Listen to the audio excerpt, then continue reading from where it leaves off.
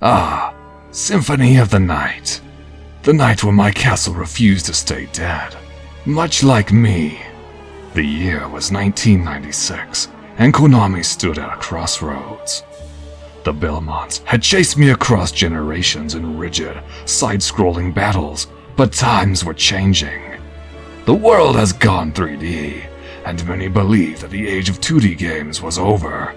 Foolish thinking, yet understandable. Rather than abandon their roots entirely, a small rebellious team led by Koji Igashari chose a different path. Development began for the PlayStation, a machine capable of memory, sound, and atmosphere far beyond the old cartridges that once contained my power. Igashari sought to create not merely another hunt, but an exploration, a castle that breathed, shifted, and remembered. Released in 1997, Symphony of the Night rejected linearity, no stages, no strict order. Instead, my castle became a labyrinth of secrets, hidden paths, relics, and power, a place worthy of my legacy. RPG mechanics were introduced, experience points, equipment, familiars, spells. A bold heresy at the time, and yet it worked. The world did not immediately understand. Sales were modest at first, critics were unsure, but like any immortal tale, time revealed its truth. Symphony of the Night would go on to define an entire genre, what mortals now call the Metroidvania, and stand as one of the greatest games ever forged in moonlight. The year is 1797, and once again I have been defeated, or so they believe.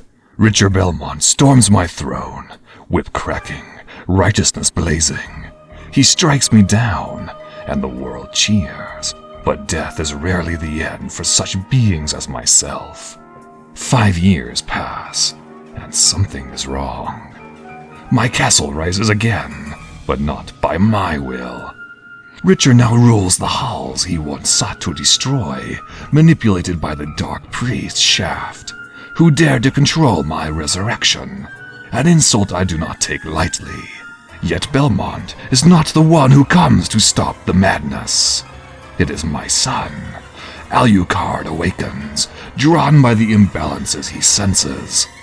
The corruption of my power without my command. He walks my halls, reclaims my relics, slays my servants, and uncovers the truth.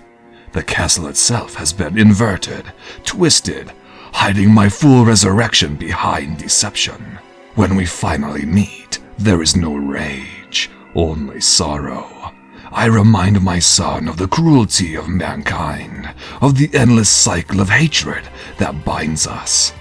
He answers not with fury, but with resolve, and with his mother's final wish echoing in his heart. Thus, I fall once more, not as a monster slain, but as a father defeated by love, mercy, and time itself. Hey guys, just a quick message before we start today's episode. On behalf of Lanceroy and Retro Reloaded, we want to give a huge thank you to the incredible Patreon supporters who help keep the show alive and growing.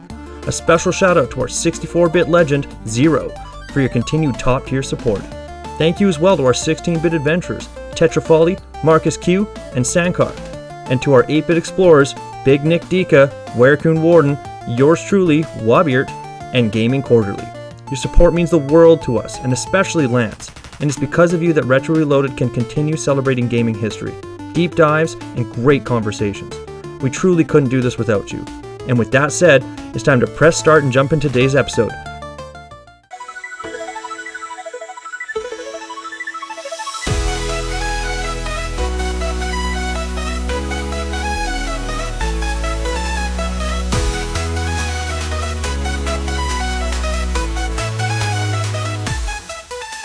Hey there! Welcome to Retro Reloaded. I'm your host Lance, and each week I tackle a retro game shaped by your picks. If you want a chance to choose next week's game or unlock exclusive bonus episodes and polls, join me on Patreon at patreon.com/retroreloaded. There's even a free tier to dip your toes in. Big thanks for all of your love and support. It means the world to me. Now let's hit the start button and reload those retro vibes.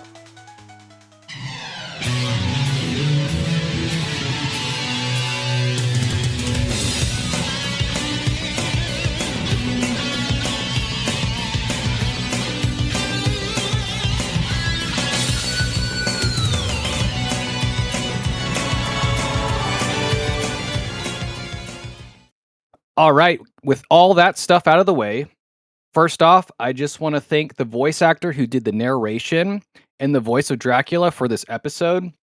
It's The Keeper. The Keeper did a great job voicing Dracula. It's so cool. If you heard the intro to the episode, it's fantastic voice work. So if you're somebody who has a personal project and you're looking for a voice actor that can do this dark type voice, The Keeper's going to be a great person for that. You can find them on YouTube at The Keeper Official. So that's TheKeeper official, and that's on YouTube. Yeah, go reach out to them. Maybe you have a video game, maybe you have a storybook, a narration that you want done. These voice actors that are collaborating with me these days, they are looking for work and looking for opportunities to spread their voice, and they are just fantastic. So definitely reach out to The Keeper. Now, we got a couple of guests today for Castlevania Symphony of the Night, the game of the day, the game of the podcast. Our first guest, you know and love him. Sunnyside, welcome back to the show. Thank you. I'm always glad to be here. Absolutely, and I'm always glad to have you. You're always been a fantastic guest and super great contributor. Sunnyside is also an admin in the Discord. He's helped me eliminate some some spam bots once in a while and been super helpful. So thank you, Sunny, for all the hard work you do. Appreciate And it. then we got a new guest today. And I forgot to ask you, just want to go by Dan today, or did you have a Discord name you wanted to do, or? Dan's fine. Okay, yeah, my friend Dan. Dan is actually collaborating with me at Retro Reloaded. Dan has a cool product for your controllers that to make them squeaky clean. Do you kind of want to tell the audience like what you do, Dan? Yeah, so ever since I was like a young kid, like 8 to 11, I've been collecting a lot of authentic video game hardware, like original Game Boys, PlayStations, Super Nintendos, all that good stuff. And it's always kind of annoyed me that like you buy these used, very expensive original hardware things at conventions, used game stores, eBay, etc. And they're always like gross and sticky and slimy. And the only Totally. real way to clean them is to like break out a bottle of isopropyl alcohol and make maybe a toothbrush and some paper towels and scrub them down. And I just wanted something more convenient. And, quite a while later, I decided to start up my own small company that manufactures individually wrapped 71% isopropyl alcohol wipes so that you can just open one and clean it, whether for used game convention pickups or even just like maintenance. Like I have a lot of people over about once a week to like play video games together in person, and it gets all like the potato chip, Cheeto dust, sweat. Yes.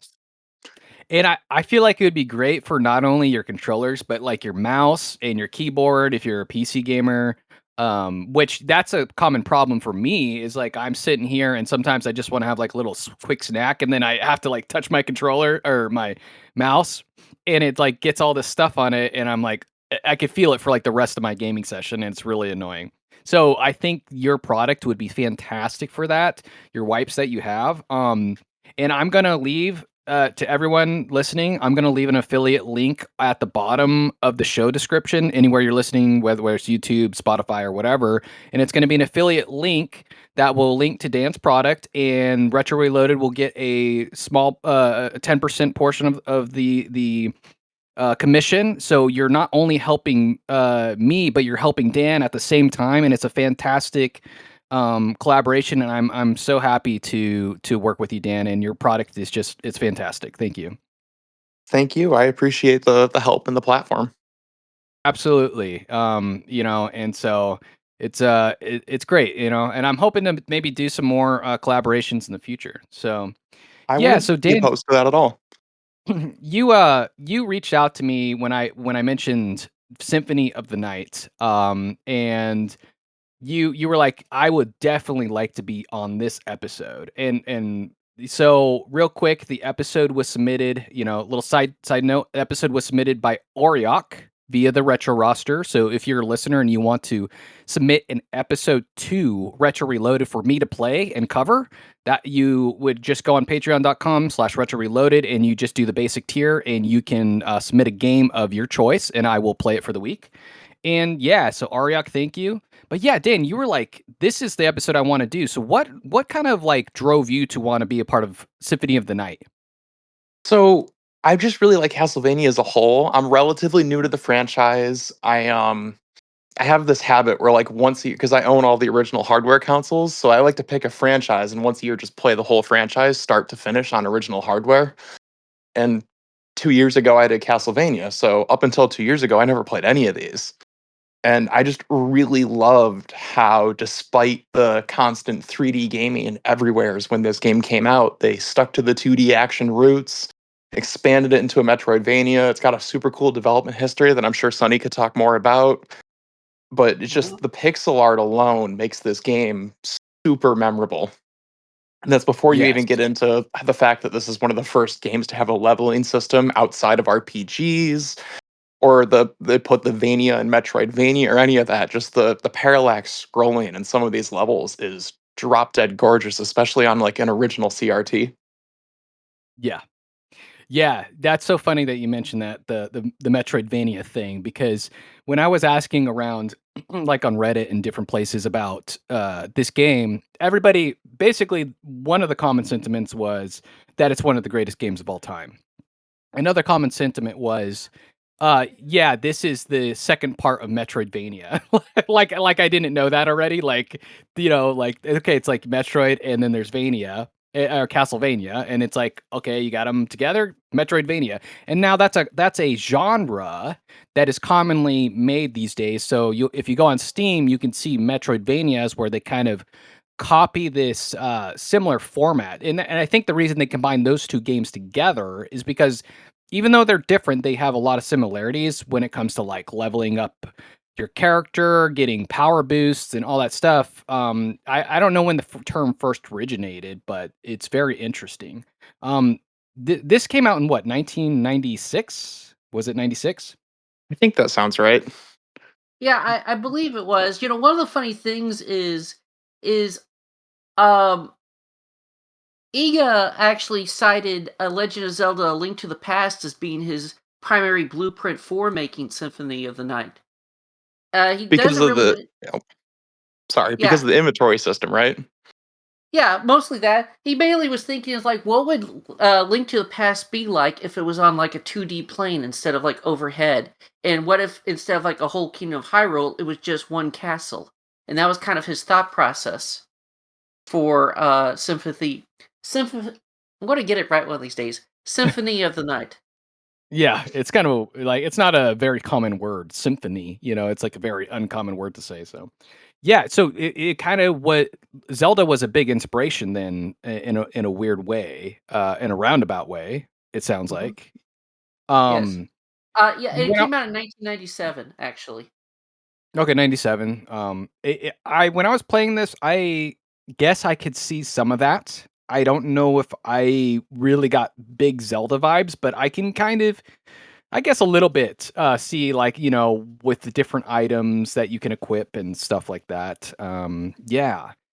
Yeah, so, you know, when did you first start playing Symphony? When did you first play Symphony of the Night, Dan? You said it was pretty recently or Yeah, it was about 2 years ago. Like I said, I Okay. 2 years ago I did like a franchise playthrough and I just started with the NES first game and played all the way through Lords of Shadow 2. All on original hardware when possible. And I really enjoyed Symphony. I think it might be my second favorite overall. I'm one of those people that will shill for Rondo whenever I get the chance. But Symphony Yeah. is arguably the more impactful game, especially to like a historical perspective. And it's just like I said, it's drop dead gorgeous, man. Oh, it is.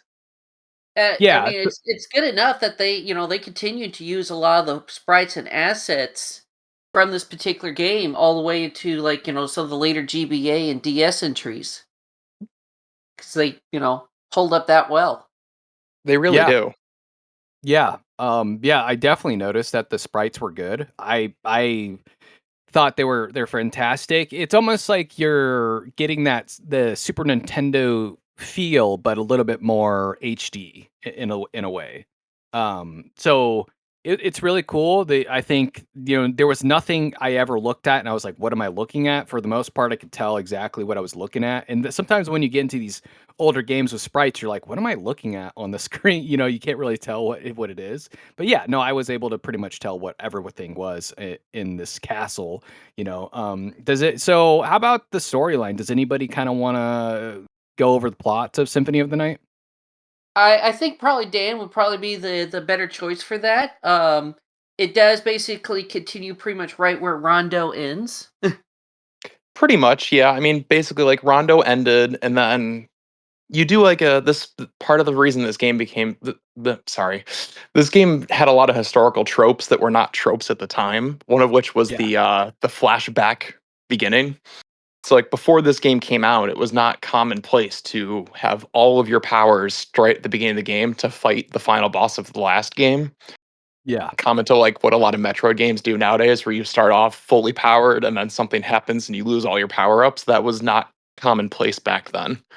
So you yeah, replay the final boss of Rondo, but this game does actually take place a few years later, if I recall correctly. But Yeah, the yeah. gist of it is that like Richter loses his mind and misses fighting Dracula, and then decides to try to resurrect him. Yeah, exactly. And then of course they got the thing where it's like not everything is as it seems, that's kind of like a theme in the game. Um yeah, I thought it was a really cool start to the game because it and I think it can be exciting for people because it kind of lets you know of the potential that you have when you're going to go forward moving forward with the game. This one is kind of a little bit different because you're not the same character in the beginning. You're Richter, which was the hero of the previous game, Rondo, right?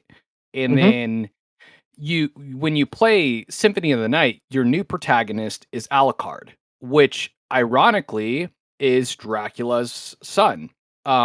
And he is half human, half vampire, so there's always that contention between his bloodline, am I more human? Am I more vampire? His father obviously is like, your human side is weak. And then, his mother's always like, remember your human side. And so it's like, Alucard kind of has this like inner turmoil a little bit when he's going through a little bit in this game, and I'm sure through other games. But oddly enough, I thought it was kind of cool because his name isn't actually Alucard. That's a name he gave himself. I think his name was originally something else. Do you guys know? I forget what his original name is, but I know he renamed himself Alucard because if you invert it, it's Dracula. Yeah, which is a really cool and like interesting thing. I was like, "Oh, that's a cool name." Like Alucard's cool name, and then it's like, "Oh, it's Dracula." That makes it even cooler. Like, backwards. It's kind of like the Ekans snake thing or Arbok cobra thing. What's the name for that kind of word? There's a name for that in English, and I don't know what it is. It's I don't know, but yeah, anagram. there's a name. Yeah, maybe an anagram. Is that what it is? I think it's an Like something. anagram. Yeah. But it's cool.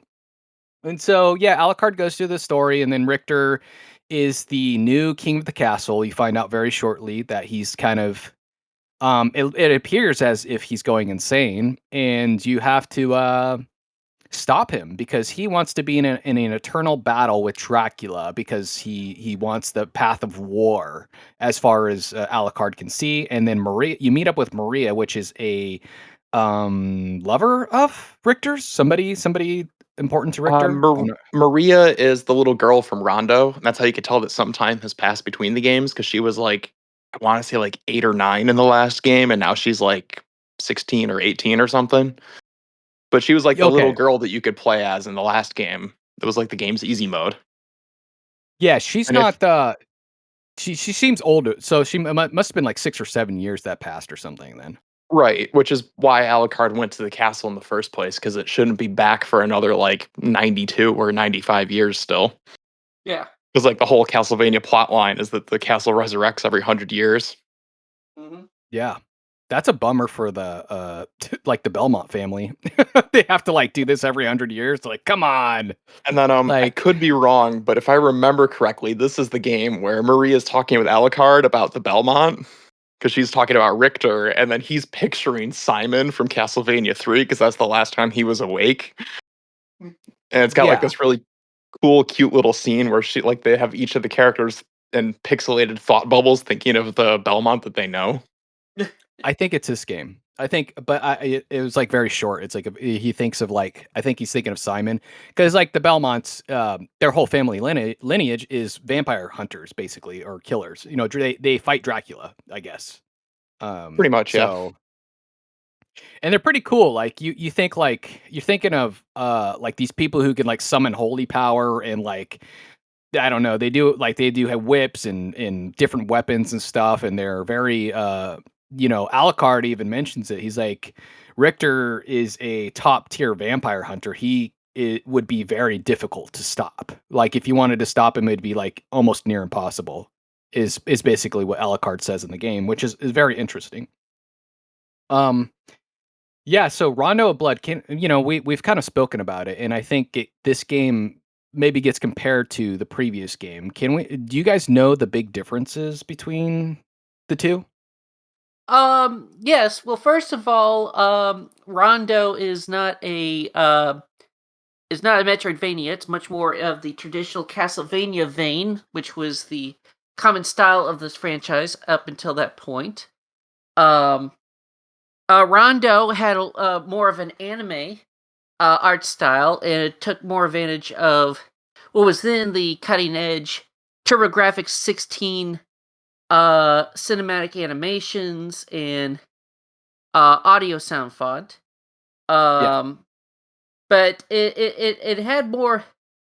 Its art style was definitely different from other Castlevania games, and it certainly was different from this Castlevania game too. Um, it had kind of more of like a Capcom Street Fighter looking art style to it. To be perfectly honest, Are we um, talking about Okay. Rondo's art style or yeah, Symphony's art style? Rondo's art style. Yeah, Rondo's was Um, very like it was very unique. It was only available on the CD add-on for the PC Engine, which was known as the TurboGrafx in America. mhm. And actually, I don't think it was officially released in America until like the Wii Virtual Console in like Yeah, it was. 2007. So it probably was like very confusing for like American players. Like, who's this Richter guy? Because this is like a part two to a part A one game that that we never got never released got. here. Oh, 100%. Interesting. I mean, the last time that we had a Castlevania game before this was Castlevania 4. So like that is not only a massive tone shift, but also just a litany of localization errors for not even having the main game this is a sequel to available in this country. Well, to be fair, we did have Dracula X on the Super Nintendo, which was kind of its own reimagining of Rondo, but it's kind of its own thing. Yeah. That's the we have Rondo of Blood at home of the franchise. Yeah. It's so funny because me and Sonny had a small discussion about, you know, I thought I had played a Castlevania game in my past, and apparently it wasn't a Castlevania game at all. It was called Bram Stoker's Dracula, and it was it was like a horrible game, honestly. I tried playing it a few times, and I hated it when I was a kid. So I never really got that far, but I assumed it was Castlevania up until this point in my life, and then I like went back. I was like, this isn't Castlevania. This is like a totally different game that kind of like mimics Castlevania in some ways, you know. But it wasn't good. It was very bad, and I'm guessing Dracula X is a different game than that.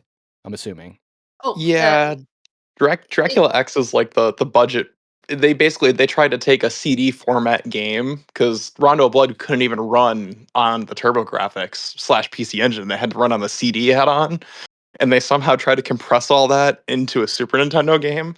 And it's okay on its own. I don't want to say it's a bad game. It's decent, but compared to everything else in the franchise, it's like a C or a D at best. When it's everything way else in the hard. franchise is a B or above, if you were to like tier list them. It's way harder, but one of the pluses is that it makes great use of like the Super Nintendo sound chip. I actually kind of like some of the Super Nintendo renditions of some of the tracks. Okay. Oh, so it has a good soundtrack then? Yeah, it does. It's Yeah. mostly kind of like chip-tunified versions of Rondo's soundtrack. So I mean, so it's kind of a little bit crunchier, but it gives it its your own unique flavor. Yeah. Yeah, I mean, if you're like a massive Castlevania fan, I say it's worth a playthrough, but like if you're not into the franchise, it's hard to recommend it. Okay. Yeah. So if somebody liked Symphony of the Night, would they like Rondo of Blood? I think they'd like Rondo. I'd more if someone really likes Symphony, I'd gear them more towards like Aria of Sorrow or some of the later DS games because they follow the Metroidvania format. Rondo Mhm. has a lot of like first tellings that that's the direction they're gonna go. Like each level has two exits, one's a secret, one's a normal, kind of like Mario World back in the day. But it was still Oh, very much like a classic Vania. It was like, here's your start, here's your finish, get through the really hard enemies and don't game over. Yeah. yeah. Oh, okay. Yeah, because I did hear that they have some pretty big differences in gameplay, and so it might not be like, if you liked Symphony, you might not like Rondo, and if you liked Rondo, you might not like Symphony. And it seems like a lot of people they like both, but there's a chance that you might like one of them not so much, because they are different. Now, Mhm. when people think of Metroidvania, we kind of touched on it a little bit as a genre, and I tried to kind of explain it, and it seems like when you're talking about a Metroidvania, it's basically a genre where I've only played a few Metroid games, so it's not like I have a lot of knowledge of this, but it seems like it's a genre where you go throughout like a map, and it's a map that you kind of can traverse back and forth in. You unlock doors, you find power-ups, you equip equipment kind of like an RPG, and you can get like different stats and power up your character. Is that kind of the Metrovania formula, or what would you say it is? I mean that I feel like that's a pretty good example. I always try to like a lot of my friends that play modern games that don't necessarily play a lot of like 90s and 2000s styled world types. I would say it's like open world games before there were open world games. So it's like the whole game's a giant Zelda dungeon, basically, where each, as you're going around, you'll find you'll find six or seven doors or cliffs or entrances that you can't get through. And then eventually you'll find an item that lets you get through all those. Then you have to remember where they all were. So it's like a giant puzzle box in a way. Okay. Yeah. Yeah, I think that it explains my experience this week. So it felt like a Metroidvania.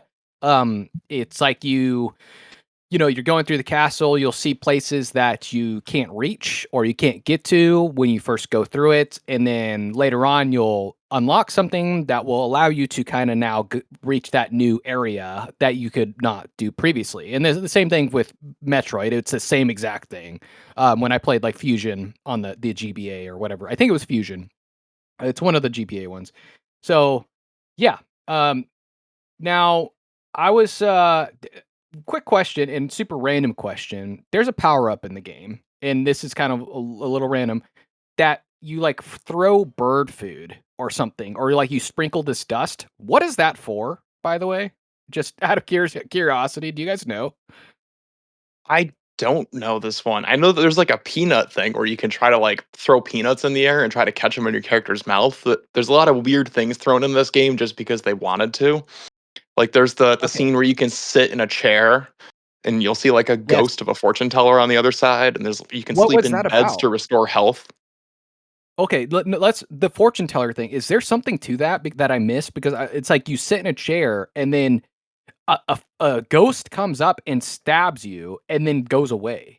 And do you know what like what? It's What just a random Easter egg, man. that it's and then if you do it again later on, you have like a priest that like comes and reads like the Bible to you or something. I don't really know. I I was like, what is this secret? I could be wrong, but I'm pretty sure it's just RNG based. It's just like a cool little mini cutscene Easter egg that you can find. It's like with the peanut items that you can restore 1 HP by throwing a peanut in the air and catching it with your character's mouth. It serves no real purpose. It's just a random cool Easter egg. Yeah, I wonder if the one I'm talking about's the peanut, but it's just like you like sprinkle it and it's just a bunch of white particles in that like you get it around like the bird area, like where the up towards the tower and where all the bird creatures and crows are, and it's like you just I don't know what it does. I don't even I was like, why do I have this power that I'm just like feeding the birds or like what is this? I don't know. There's just a random thing that I had written down. I wanted to ask you guys if you knew, but I guess not. It's like a weird power. But yeah, no, I missed this game on the PS1, so this is my first time playing it. I didn't have any nostalgia going into this game this week. I had heard about it a lot. I've everyone's heard about Castlevania. It's a very popular series. And then this one is probably the one that I've heard about the most. Um, and so yeah, I totally missed the whole Castlevania train. And I think what really turned me off of Castlevania was that original Dracula,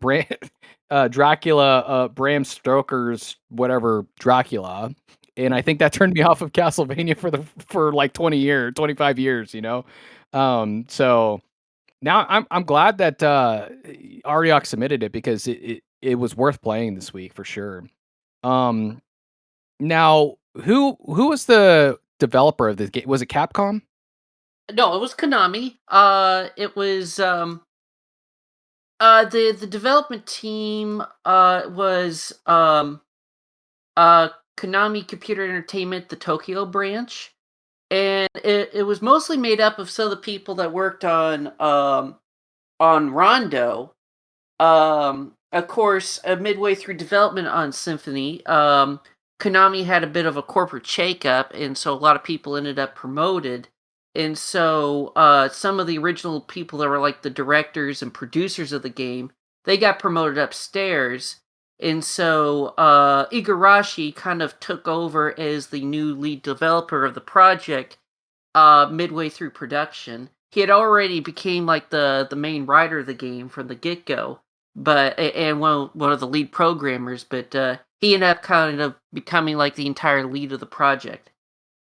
What other projects has Koji Igarashi worked on? Pretty much almost every Castlevania after Symphony of the Night. Okay, Well, so he's like, so oh god, there is a bit of an issue with him overall, though, not with his work. His work's amazing, but because he did so well with Symphony, and then he did really well with Lament of Innocence, contested game, but like for what he was given to work with, I think he did a good job. He became known by Konami as the guy that can make phenomenal games on tight budgets and short deadlines. oh, So like I haven't oh, played the Bloodstained games yet, and that's on me. I love this franchise, but I haven't played the ones that the developer went on to make after he left Konami. But like game after game after game, they'd give him short deadlines and tight budgets, and he was just expected to make it work since this game did so well. oh, so he left. He left after like 15, 20 years of continuously getting, for lack of a better word, kind of screwed over. He did eventually leave. And that's why they did the big reboot with the I think it was Mercury Steam, the people that they made Metroid Dread. They did Lords of Shadow as like a reboot in like 2010 or something like that. Yeah. Yeah. Wow. Oh, more Metroid Shadow, you said? Metroid Dread for the Switch. Oh, Dread. Oh, okay. Wow. Yeah, no, that's it's kind of weird that Konami would do that to somebody who they considered so valuable. They're like, well, we're gonna always put you in this super stressful situation constantly, and you're gonna like it. It's like, no. Um, Well, I think that's kind of inherent of just like of the time period Japanese game development culture. Like they're very used to working with crunch compared to a lot of American development teams. Also, kind of Konami kind of has a bit of a reputation of having kind of a bit of a harsh work environment anyway. It's I one was reason. trying to dance around it without just throwing the one company under the bus. But yeah, Konami's not exactly the nicest to a lot of their best developers. so they're called black companies in Japan or something like that. I think they're black companies. So Konami's one of those, basically. I mean, even on the original Castlevania games, like for the NES, they used joke names in the credits because they didn't want anybody to come take their talent away from their corporation. No, they didn't. They did. Dude, So that's like the bad. credits aren't even real character name, like real person's names that worked on the game because they didn't want Capcom or Nintendo to come steal their tap talent. That's bad. That's very naughty, Konami. That's very naughty. I mean, like That's up until they just, which I'm ecstatic about, we're getting a new Castlevania game for the first time in like 16 years. But up until that was announced, I mean, they've only made pachinko machines with a Castlevania name on them, so it's been a minute. Yeah. yeah. But yeah, I This. mean, Go ahead. oh, I was just going to say it's like, yeah, Konami, it really kind of depended on what which branch of Konami you worked with. Like some places were a bit rougher to work at than others. I mean, if you worked under, like for example, I imagine the work environment working under, for example, Kojima was a little bit different than working under, like the Tokyo branch or think or some of the other branches that they had, but overall they had kind of a very archaic and kind of a strict structure, and Yeah. that's kind of just been a reoccurring problem within the Konami company. Is the way how they run things. Yeah. It seems like Konami really had some big names going through their company. I mean, Kojima is probably their biggest because I always, every time I thought of Kojima, I thought of Konami. Like those were like inseparable, and now they're obviously separated for reasons. And now And I thought it, recently I started to think it was Kojima that was kind of the issue, but I don't really know now. Like if it was just Kojima. I mean, I There's don't want to lay the blame on any one party because usually these things are more complicated than they look like from an outside position. But I forget his name. The guy that made the first three Castlevania games, they demoted him and made him work on Game Boy sports games until he left the company. No, not the Game Boy Sports games. That's horrible. Okay, wow. Wow. Not even just sports games, Game Boy sports games. Yeah, it was like Game Wow. Boy sports games and I think a couple of obscure arcade cabinets. in terms of like Kojima and Konami, yeah, you're definitely right. There is two sides to every story. I mean, I do like Kojima a lot, and I think everything that he has done during this period of time was kind of bangers. But if you ever play like Metal Gear Solid 5, you can definitely see the money being burned on screen. It was a huge money sink. And so on one side, you can definitely kind of understand why Konami just ultimately decided to cut ties with Kojima because of how much was spent on that game. But that's probably a discussion better served for a Metal Gear Solid podcast. Totally. Totally. Yeah. Yeah, totally. Yeah, so yeah, I thought but it seems like Konami I don't maybe not now, but Konami seemed to have a pretty at least at some branches a pretty bad work culture. And as of this year, they've had a lot of W's with the Castlevania announcement and the Metal Gear Solid Delta remake, which I thought was fantastic. I thought it was a really great game. And so maybe Konami's making a big turnaround and they're gonna make some good stuff, but we'll have to see.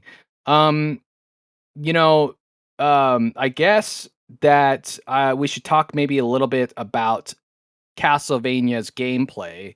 Like what should when people are going into Castlevania, what should people expect at least for this game specifically, Castlevania Symphony of the Night?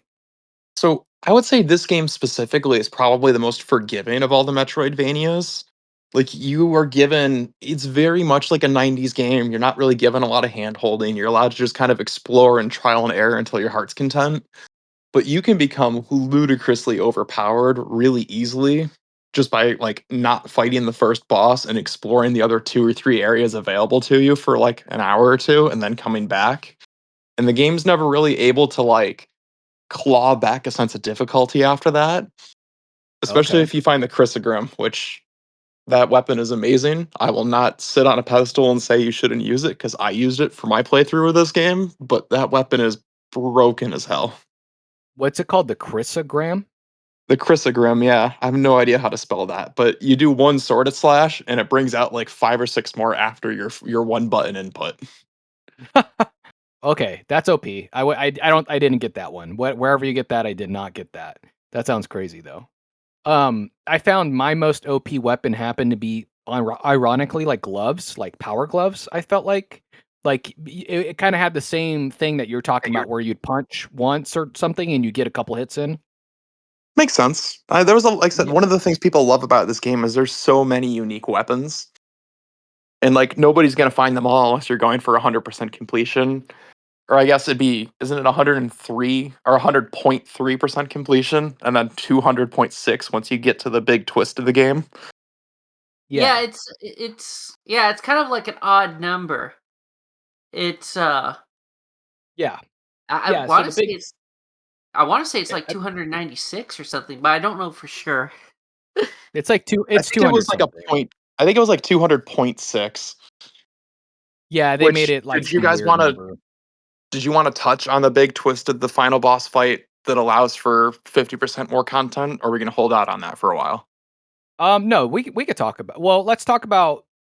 We didn't really talk about the plot too much, right? We did. We said Belmont and Richter, and Alucard's against. Alucard is essentially a good guy, and he basically has to go through the castle and defeat bosses to eventually defeat Richter Belmont. Now, that's just the basic premise. And if you're worried about spoilers and you're listening to the podcast at this point, skip like maybe a few minutes, 5 minutes ahead. Um, I honestly don't think it's a big spoiler. It's pretty common knowledge, but if you're worried about it, go ahead and skip by 5 minutes ahead. So the big reveal is that it doesn't end with that fight with Richter Belmont if you don't want it to. If you decide to get some extra items, which are a silver ring, a gold ring, and then you decide to go to the clock room and equip them, then you can unlock an extra area that will allow you to invert the castle, or no, allow you to see a cursed object when you do the Richter Belmont fight, destroy the object, and then you can invert the castle. And it's like you could do the whole castle pretty much over again with new bosses and new enemies. But it's upside down. So did you 200% the game by chance, Dan, or? I did. I don't remember exactly everything entailed to do that. It was a couple years ago, but I did get the full completion, and distinctly remember the upside down room you had to with the water in it that used to be in like the basement somewheres. You had to be the wolf and kind of like jankily super jump your way into the ceiling a couple times to get the map to register that you went there. And that's such a Oh. random aside, and I'm sorry, but I will always have that pinged in my head because it was like 15 minutes to get the last 0.5% of the game I needed, and it Oh, kind you of drove talking me about that crazy. trap door by the front gate? No, no, like wherever the one was where like you were before they inverted the castle, there was like the waterways down towards the basement. It had like Oh, rivers yes, and that boats and stuff. In the inverted part, you have to like find a way to get through the water and touch the ceiling for the game to register that you were there. oh, yeah. It's just a Do little you glitchy, it's ever a little janky. It's very much a hi, I'm a 1996 PlayStation game, but do to you be ever fair, get they were anything for the creating a water? genre. Do you ever get like a water breathing thing? I don't believe so. Oh, that okay. I was hoping like eventually you would get it, and I never got it. And I'm like, there's stuff in the water I want, and I can't. You can't get there. Like, I wish I could breathe underwater. I was hoping I was going to get like a fish form, because in this game you get different transformations, and you get like a wolf, you get a bat, and And then you get. you get the bat so soon after you get the mist that it kinda makes the mist almost invalidated. Yeah, you turn into a mist, and then the bat is just the mist, but better, essentially. But the mist you can go through like certain doors, I guess. So, but the one thing the mist does is it does make you invulnerable. So if you use it during certain fights, it can be pretty useful. Oh, I never Um, actually tried that. yeah, I actually I did it late in the game, but when you're facing Richter Belmont, he does like this holy rain, and the holy rain is you can't dodge it, and so I just would do the wisp thing or the mist thing, and it would dodge the rain for like a few seconds. So, Yeah, but it's not great because it's kind of slow. Like when you fade into the mist, it's slow, and when you fade out, it's kind of slow. So it puts you kind of in a vulnerable position. So you got to be a little careful. Um, yeah. And So I go ahead. oh, I was gonna say, and then isn't this the one that has the secret fight with like the Castlevania 3 cast where you fight like Trevor and Grant and Sypha as an optional fight? Um, I don't Yes. wait. Trevor. Let me look him up because I'm not sure about the names. Sonny said yes though. Trevor what and what? Belmont. Trevor Bell. Yes. I do remember that because you fight them all at the same time, right? Yeah, yeah, like they come out of the ground in some coffins. Yeah. That's not an optional fight if you want to complete the game with Dracula at the end. It's not Yeah. optional. Oh, yeah. No, there's a fun little bit of trivia regarding that. First of all, those particular sprites for that bonus boss fight were actually reused sprites from earlier in development of Symphony of the Night, and that they just recolored them to make them closer to make them look like the Castlevania 3 cast. Now, another interesting thing is because Iga wanted to use Sypha for that appearance, the development team that was working on Castlevania 64 actually had to kind of rewrite the plot of their game because at one point in development, one of the big plot points for Castlevania 64 was that Sypha had turned into a vampire and was responsible for bringing Dracula's castle back for that game. But since Iga used Sypha in this game as a kind of a illusionary boss fight, the Castlevania 64 team couldn't use Sypha for their game. Oh, so is the Nintendo 64 version like a 3D version? It is. It is a. It's probably the Castlevania game I've always been like the most fascinated by. Um, it's 3D. It was the first 3D Castlevania game, and they kind of envisioned it as kind of like a almost like a 3D Zelda kind of Castlevania game, but um it had a very messy development. Let me put it this way. Up until like just a couple of months before it was released, the game was still stuck at like 30 to 40% completion by their own milestone goals. And Oof. so basically the game that came out was more or less like kind of like a beta of what they really wanted to do. And then they did a later re-release of the game called Legacy of Darkness, which was basically the same game but with an extra year of development.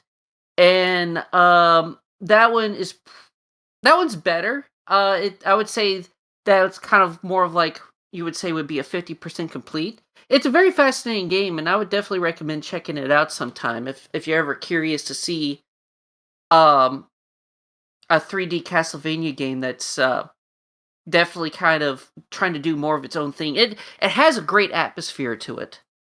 I Yeah. mean, I would agree. I would say that Castlevania 64 and then Legacy of Darkness are very different, despite the fact they seem to have a reputation of being the same game.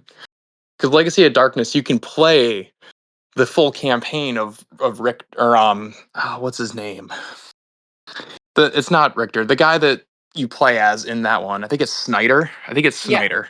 yeah, it But is. so you can play that. It's an optional campaign, but like I would say those two games are very different in both like feel, control wise, and both and direction they want it to go. Mhm. 64 reminded me a lot of like has a lot of Resident Evil esque vibes. A lot of modern day people call it Soulsian, but it has a lot of like that Yeah, there. puzzly feel to it. But Castlevania's always really struggled in 3D. I think they've tried to make that work like 4 different times over. Yeah, and none of the attempts have ever really succeeded. I mean, they've all been interesting experiments, but yeah, there's definitely kind of a Soulsborne vibe to Castlevania 64 for sure. Yeah, I the closest thing I could think of like Castlevania 3D is like God of War or something. Or like I don't Uh, know. the Lords of Shadow one from the PS3 was basically a God of War 3 ripoff. And like I loved Lords of Shadow. A lot of people didn't, but I think that's because I played all of the other ones. And like if you're making deep cut references to the PS2's Lament of Innocence or Curse of Darkness, which are yet again failed 3D versions of Castlevania, I don't think it's the cash grab people always make it out to be, but it is very much its own thing. Okay, yeah, I was like trying to think of like what would be Castlevania 3D, and I guess God of War was the closest thing I thought of. That's funny that you said that one of the Castlevania games was actually like that, like a God of War ripoff in a way. Oh yeah, So like you literally fight with chains that whip around. It has the same combo system. It is very close. It's a lot more cinematic, which is weird to say because God of War 3 was extremely cinematic. But there's a lot yeah, more like panning camera shots and epic, like 2009 or whenever that game came out, epic camera scenes where like it shows you the giant vast array of what the next gen consoles were capable of rendering. Yeah. yeah, yeah. The new God of Wars are crazy cinematic, so I don't know if it will top those. Those things are just like, like cinema masterpieces. I almost just watched all the cinematics just for fun. I didn't even play the game. I was like, this is really entertaining. Um, but yeah. So a couple of fun questions. Richter versus Alucard, who wins?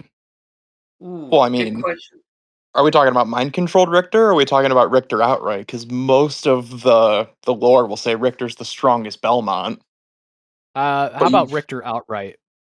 I think it'd be really close, and I think it would be playthrough dependent if you're coming in with broken weapons like the Chrysogrim or not. Okay. Yeah.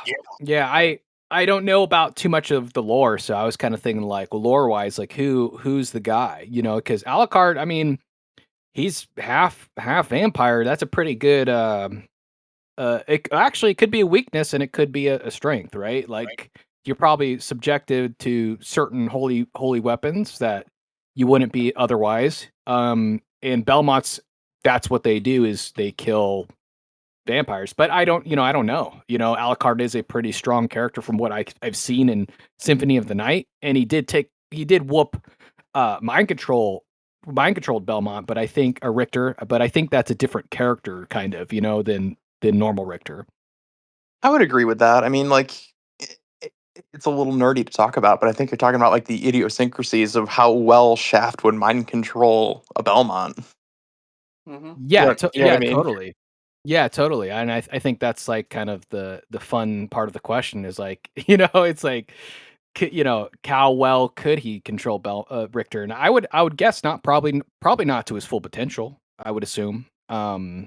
Yeah, I mean, Just I'd say because best case scenario, you're probably capped at like 70% because you're not the person in the body. yeah, that's what I was thinking, like maybe 70%. And but yeah, it doesn't really tell you how close the battle was. Alucard seems like he's fine after every single battle that he does in this game. He never seems like he's like too beat up. So Alucard definitely has some resistance, and he's very cool. Um, like I want to say one thing, and it was actually one of my good points for the game is that Alucard is a super cool protagonist thematically.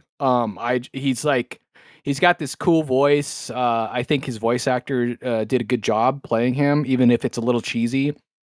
And I think that just his presence, Alucard's presence, is a very cool presence. It's like Dracula if he was good, like a good guy. Oh, So completely agreed. And I hate to touch on the cool graphics again, but like the white hair, the way it pixels and ghosts, especially if you're using like the what is it, triangle to do the backdash thing to walk around faster.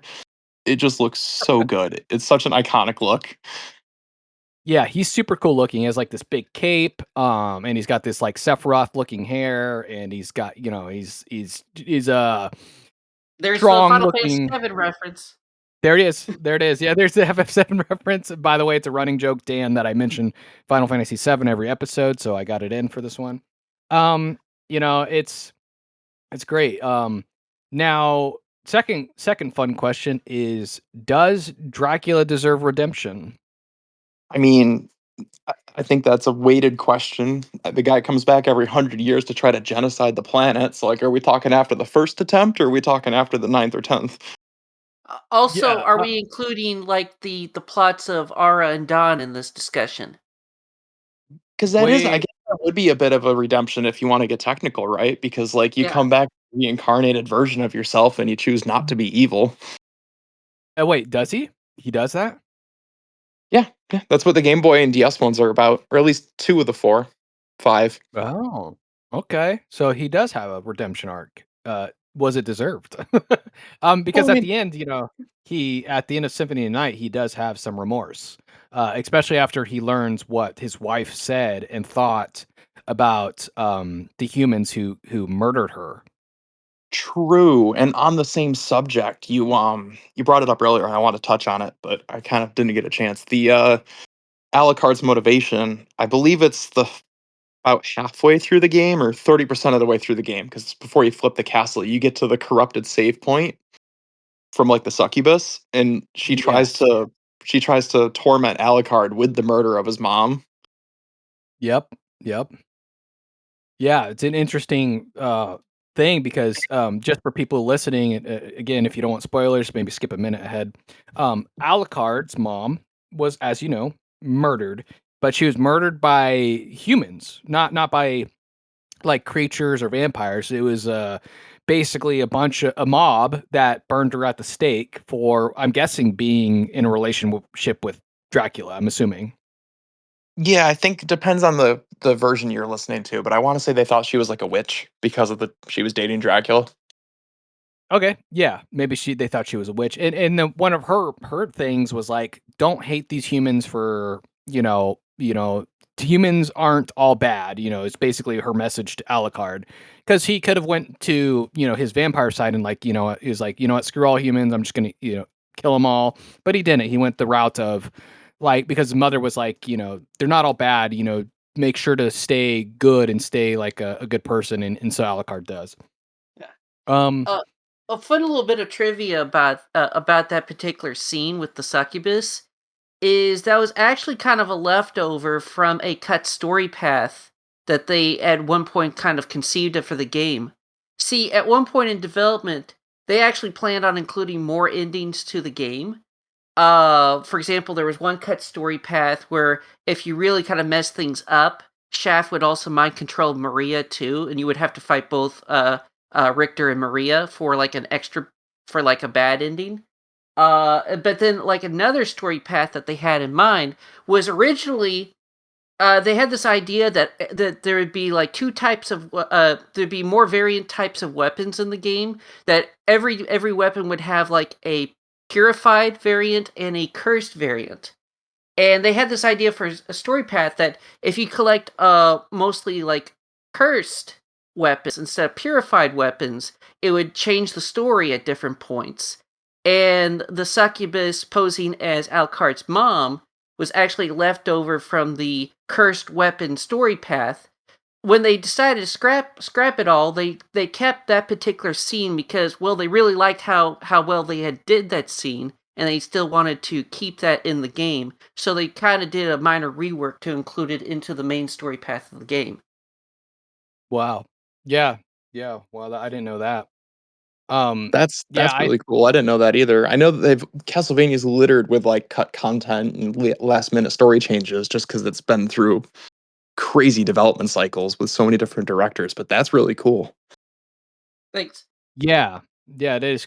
I mean, you hear sometimes about that, like cut content for games and then, reworked content and stuff like that. And, sometimes people come with mods that actually reintroduce cut content, which is really cool. I don't know if there's any mods for Symphony of the Night. I'm sure there probably is somewhere out there where Th- somebody There does is something, but there is a few mods for the Sega Saturn port.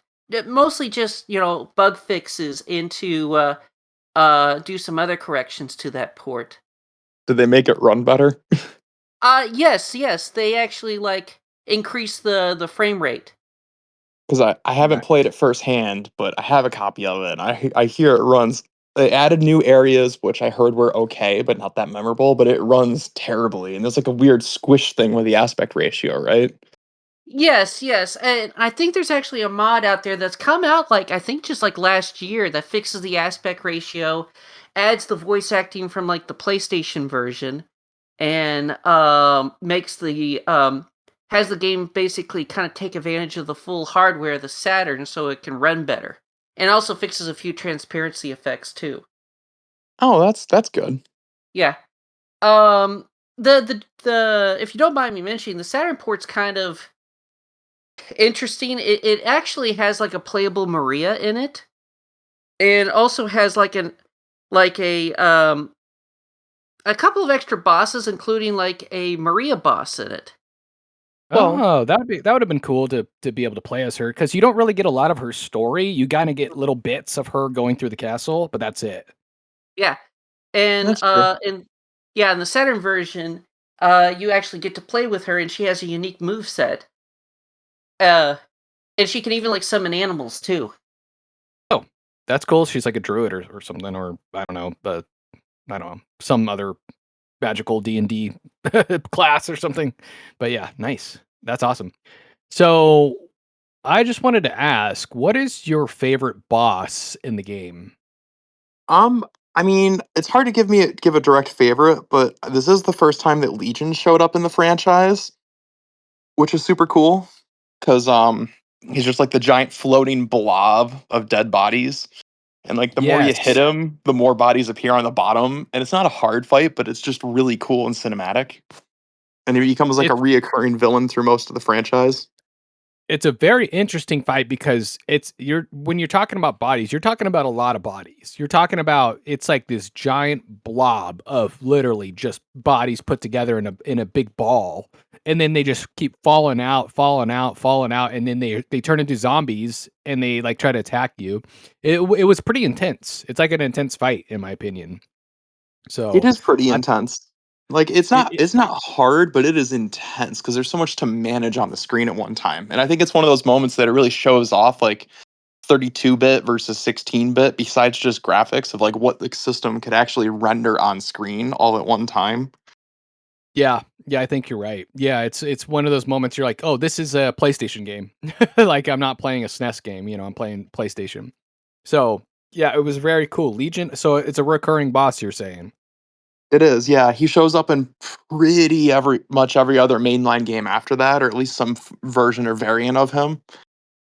Because I know that Yeah, the bot he was one of Ego's like favorite creations. He's not his all time favorite. I think that was the forgotten one in Lament of Innocence, if I remember right. But he's up there, so he always made a point to put him in all his games. Nice. Yeah, I don't know if I had a favorite boss.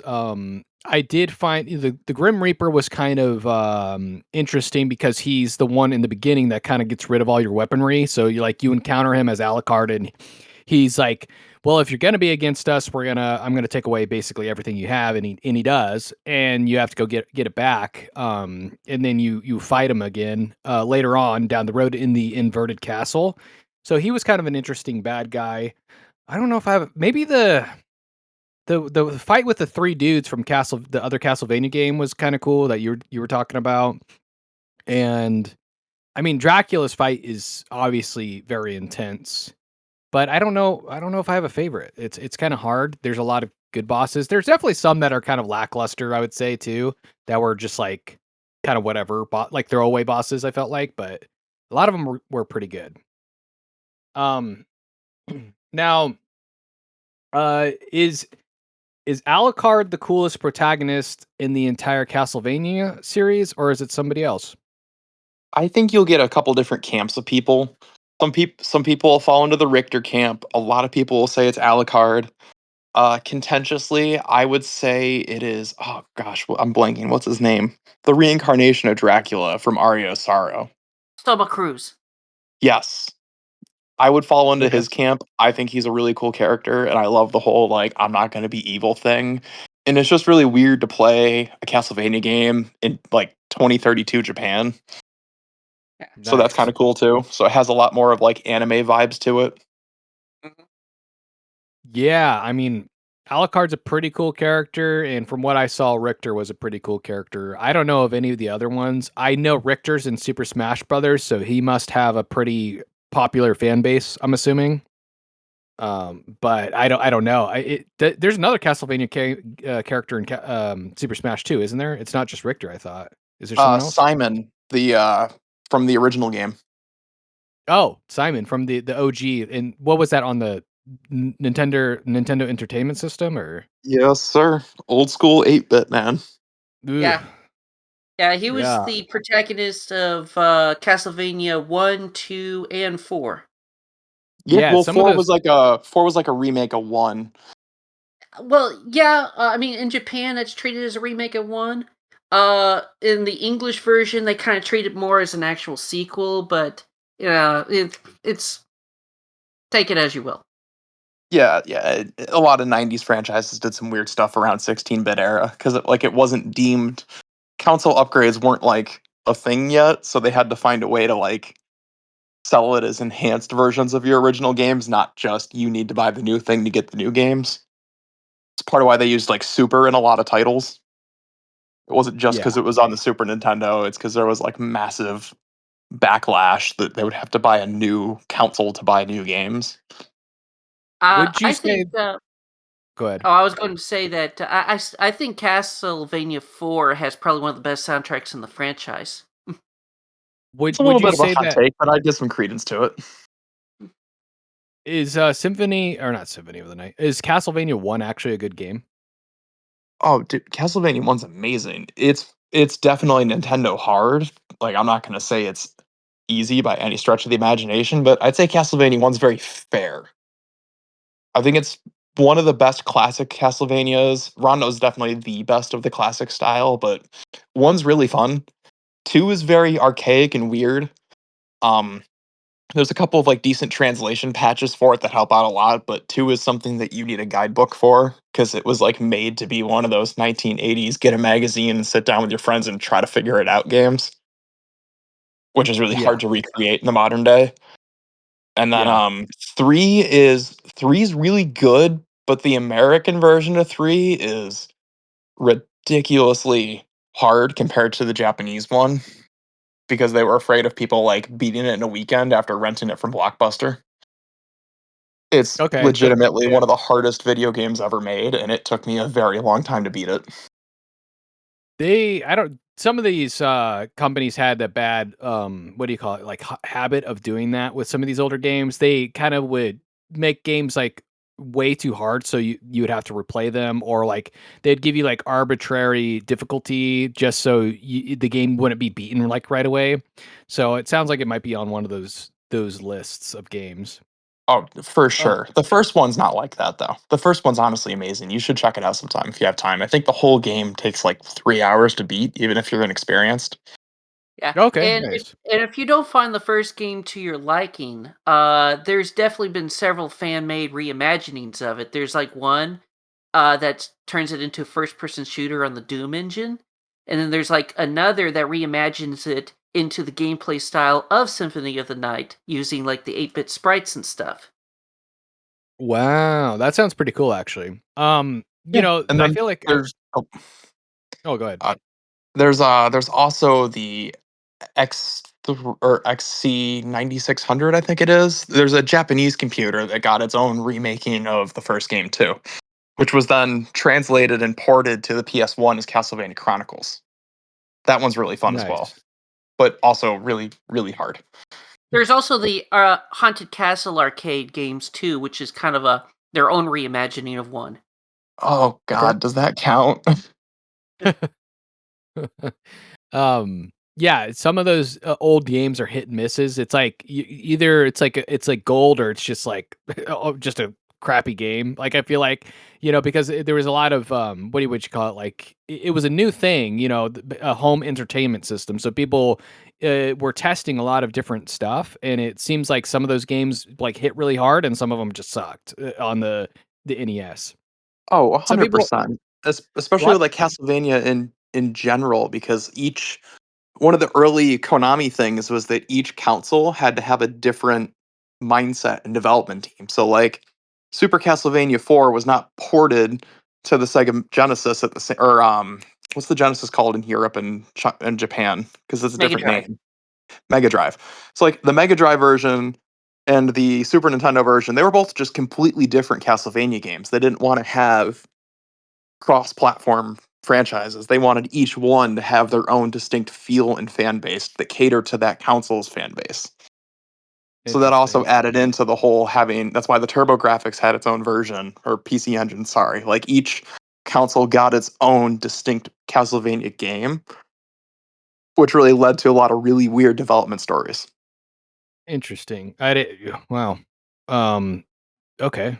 That's crazy. It seems like there's a lot of remakes and different modifications of these games and different like reimagining. It seems like it's all over the place with these games, to be honest. It really is, man. Yeah. Wow. So if you, I mean, you could potentially play the same game like 5 times in different ways. It's like okay. Um. Now I do have a question that might be a little bit thought provoking, and it's if you could change one thing or add one thing to Symphony of the Night, what would it be? Sonny, did you want to go first? I'll let you go first since you actually played the game.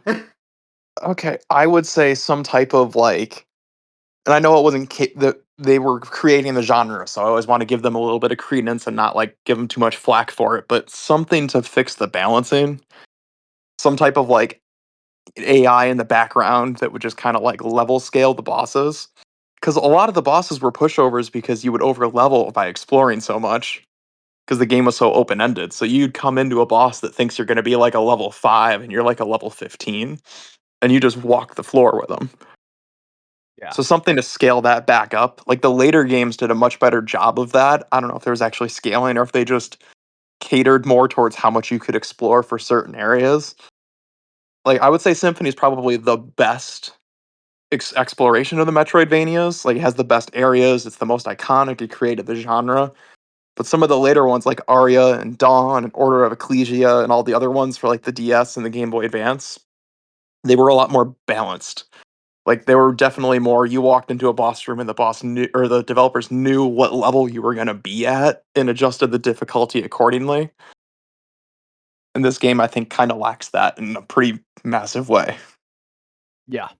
Yeah, that was a common sentiment I heard was that people thought that Symphony was too easy. Like when I was asking it, on Reddit and stuff, people were like, "Yeah, the game's just a little too easy. The game's a little too easy," which is ironic for me because I felt like it was fine, but I don't think I over leveled like in this game. I wasn't really like grinding monsters and like I honestly avoided monsters as much as I could because I just like wanted to get through the castle. So I felt like I was pretty appropriately leveled, and I didn't like, I wasn't looking at a walkthrough for like the special weapons and the most overpowered stuff. I didn't know. I was just kind of going in blind, and so I felt like the difficulty was fine. But I'm assuming if you do all that other stuff, it's going to be too easy. It would be probably too easy. What about you, Sonny? I mean, from what you know about the game, is there anything you would change or?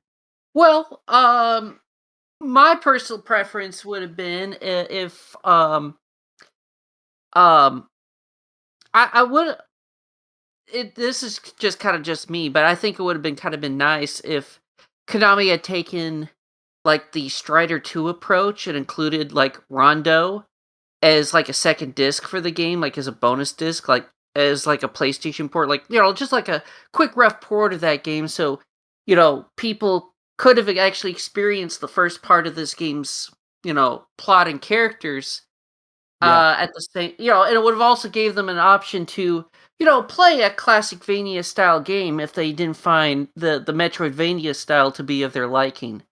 Um, I think maybe another thing is uh maybe a little bit more kind of direction or guidance because a Metroidvania, especially one without a lot of signposting, can be pretty daunting or confusing.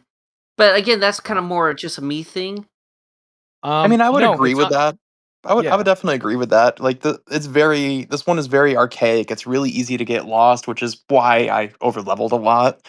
Just Mhm. because I didn't know where I was supposed to go. A lot of more modern ones, they kind of do a better job of like guiding the player through indirect storytelling of where you're supposed to go. Like, Yeah. I know it's oversaid, but like, Dark Souls 1. Everybody figured out pretty quickly you don't go into the cemetery when you just keep getting your teeth kicked in over and over, and the other guys Mhm. die in like one hit to go Yeah. the other direction. This game didn't really do a lot of that, where a lot of newer Metroidvanias do that. They kind of guide the player, like, don't go here yet. You're not ready for this yet. Uh, I had a friend that that absolutely loved Symphony of the Night, but he never actually knew that the game didn't end with the Richter fight, and he played the game for years. He didn't know there was Wow. anything beyond fighting the mind control Richter. Wow. Wow, that's crazy. Imagine playing a game for years and be like, "Yeah, well, it's a great game." And then like you figure out that it's like there's a whole nother castle. That would be Oh, wild. That would be like such a wild discovery. I actually wanted to ask, you said you played this blindly, Lanceroy? Like, how did you figure that out? Because, like, if I didn't know I that there was a thing there, I would never have found that. I played it blindly until a certain point in the game. I played it blindly up until, well, okay, two things. When I asked about it on Reddit, one of the comments, all it said was turn the castle upside down. That was one of the comments, and I had no idea what that meant. I didn't know that was something that you did later on in the game. I thought it was just maybe a mechanic of the game that you kind of like flip the castle sometimes and blah blah blah. Um, so I knew there was something to it before I even played the game, and then I got stuck, and maybe I should go into because I write down the good, the bad, and the mixed feelings.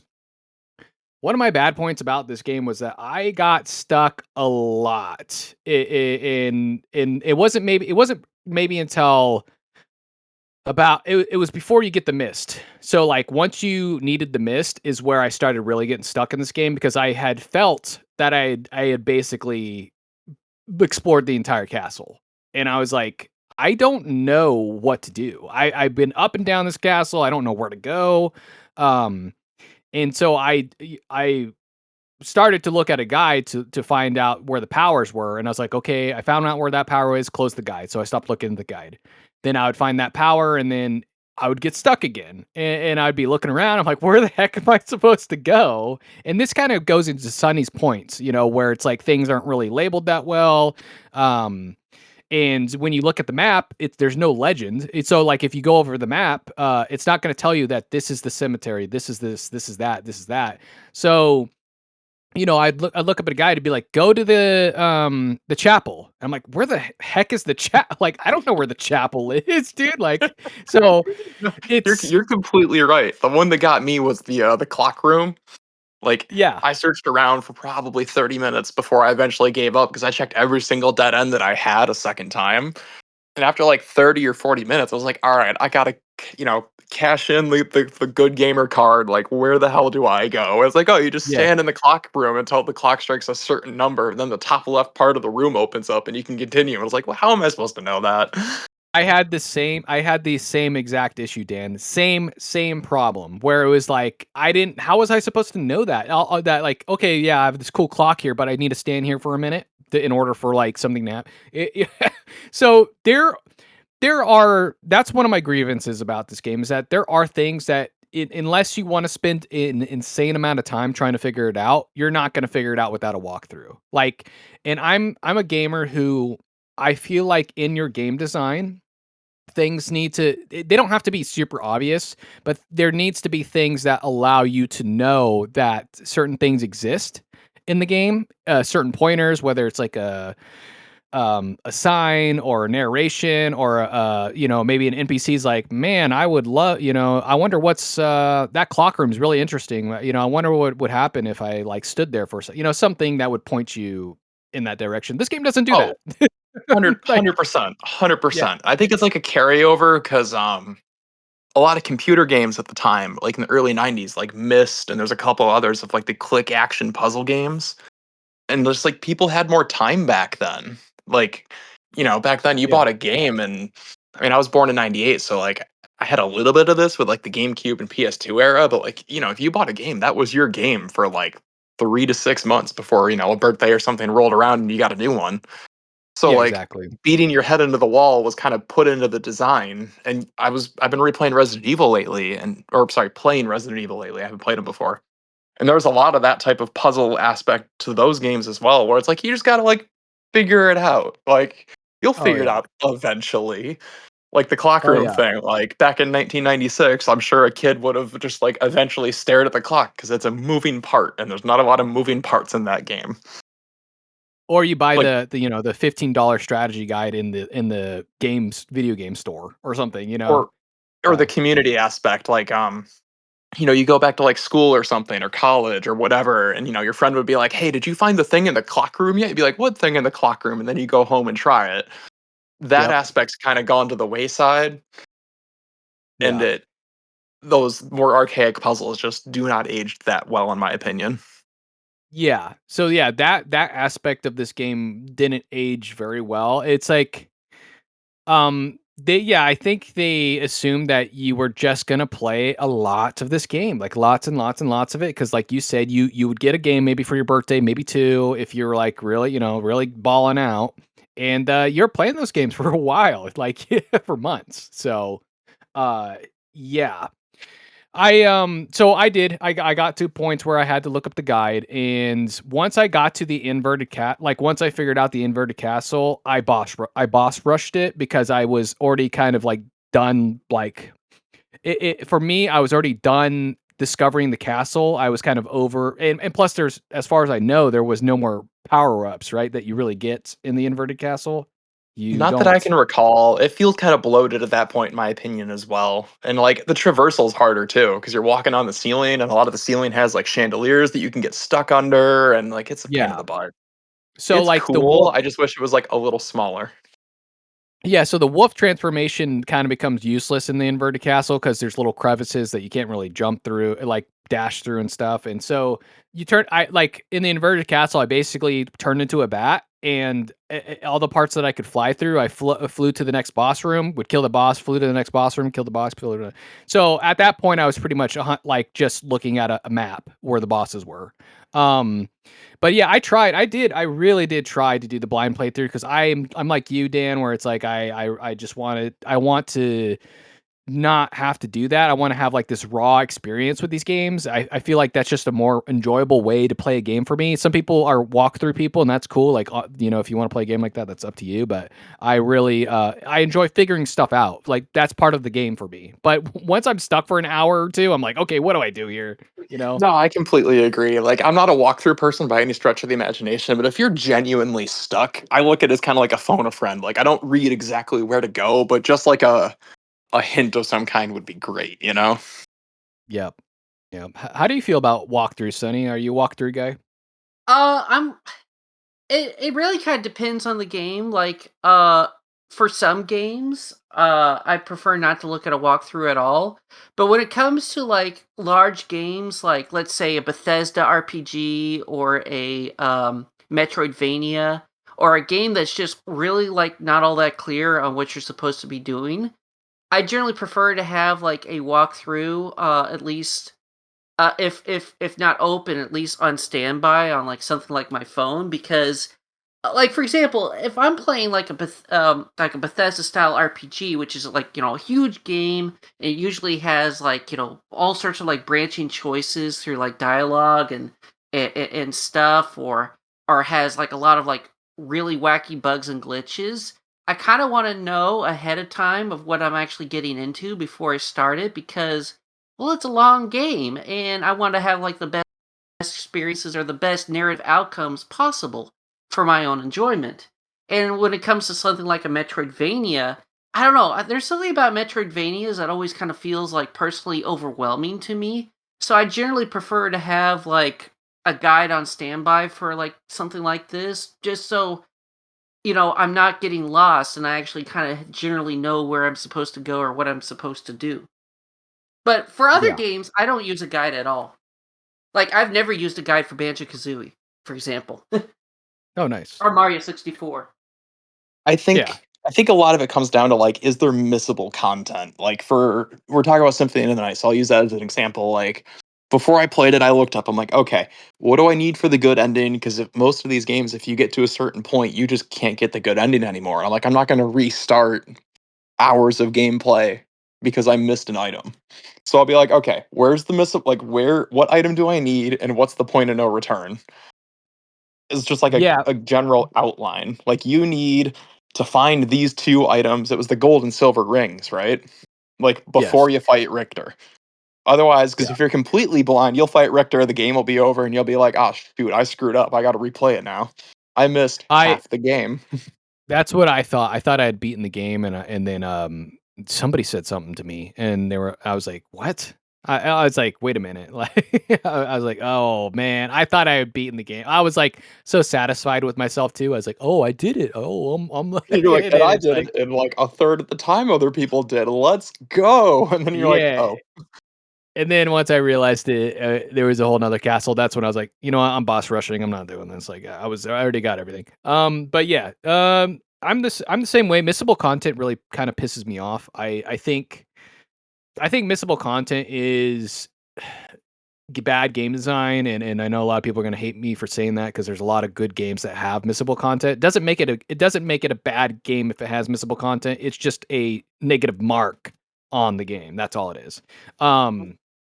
Vandal Hearts had something like that where it's like if you didn't talk to everybody in town, like the pub and everything, and you didn't do this little thing and checked out this thing on the map, and then you missed it and you're not getting it. And it's like I've kind of with these blind playthroughs, as much as I try to do them, unless I get really really stuck, I kind of accept the fact that I'm gonna probably get the bad ending if there's multiple endings. I kind of just embrace it, and then it's like if there's a good ending, I'll typically just YouTube it. I did that with Silent Hill. Like, I think I got the bad ending, like maybe the worst one, and I just Googled the other one, the other 4 of them or whatever it is. So, I kind of just That sounds accept like it it could now. that Huh? sounds like it could be an interesting subject for a pixel panel. Like a bad ending discussion where we just talk about the bad endings of video games. Right? Yeah. There's a lot That of games that do that too. So, that could be fun. I mean, like I said earlier, I've been playing through the original Resident Evil games because I never played them until now, and, like, same kinda thing. Before I start a game, I'm like, "Alright, what do I need to do before what point to get the right endings? Because I don't wanna have to replay 9 hours of Resident Evil because I missed an item, or yeah. because I didn't wait for Barry to throw the rope down to me after he just dips." Oh no, you didn't get Barry's rope. Now Barry's going to die. Yeah, yeah, and, like, Resident Evil doesn't do this, at least not to my knowledge yet. I just finished the remake, I have to play 0 probably tomorrow, but, like, some games like Symphony of the Night, you skip the item and you just miss huge chunks of the game, and, like, I don't wanna miss chunks of the game. I'm playing the game because I wanna play the game. I don't wanna miss 10, 20, 40% of a video game because I made a dumb decision. Oh, like the Yeah. first clock tower is like really bad with that, like on the Super Nintendo. You if you go to like the wrong room at the wrong time, you are not going to get the good ending because you'll get like a random cutscene of one of the other characters getting killed instead. I mean, Oh, jeez. is there any game that has a good clock tower? Like, I like the clock tower levels, especially in Castlevania games, but, like, is there any time where you get into one and you're like, "This is gonna be a cakewalk?"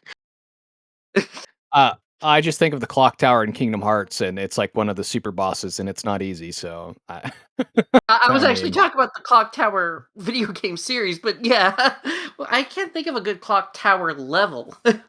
I mean, like, I'd yeah, say that a lot of in Castlevania, a lot of clock tower levels, they're very well designed. It's just they're very hard. That's why they're very well designed. You never Yeah. walk into one and be like, "This is gonna be a cakewalk. We're gonna glide through this like 1-1 in Mario." yeah.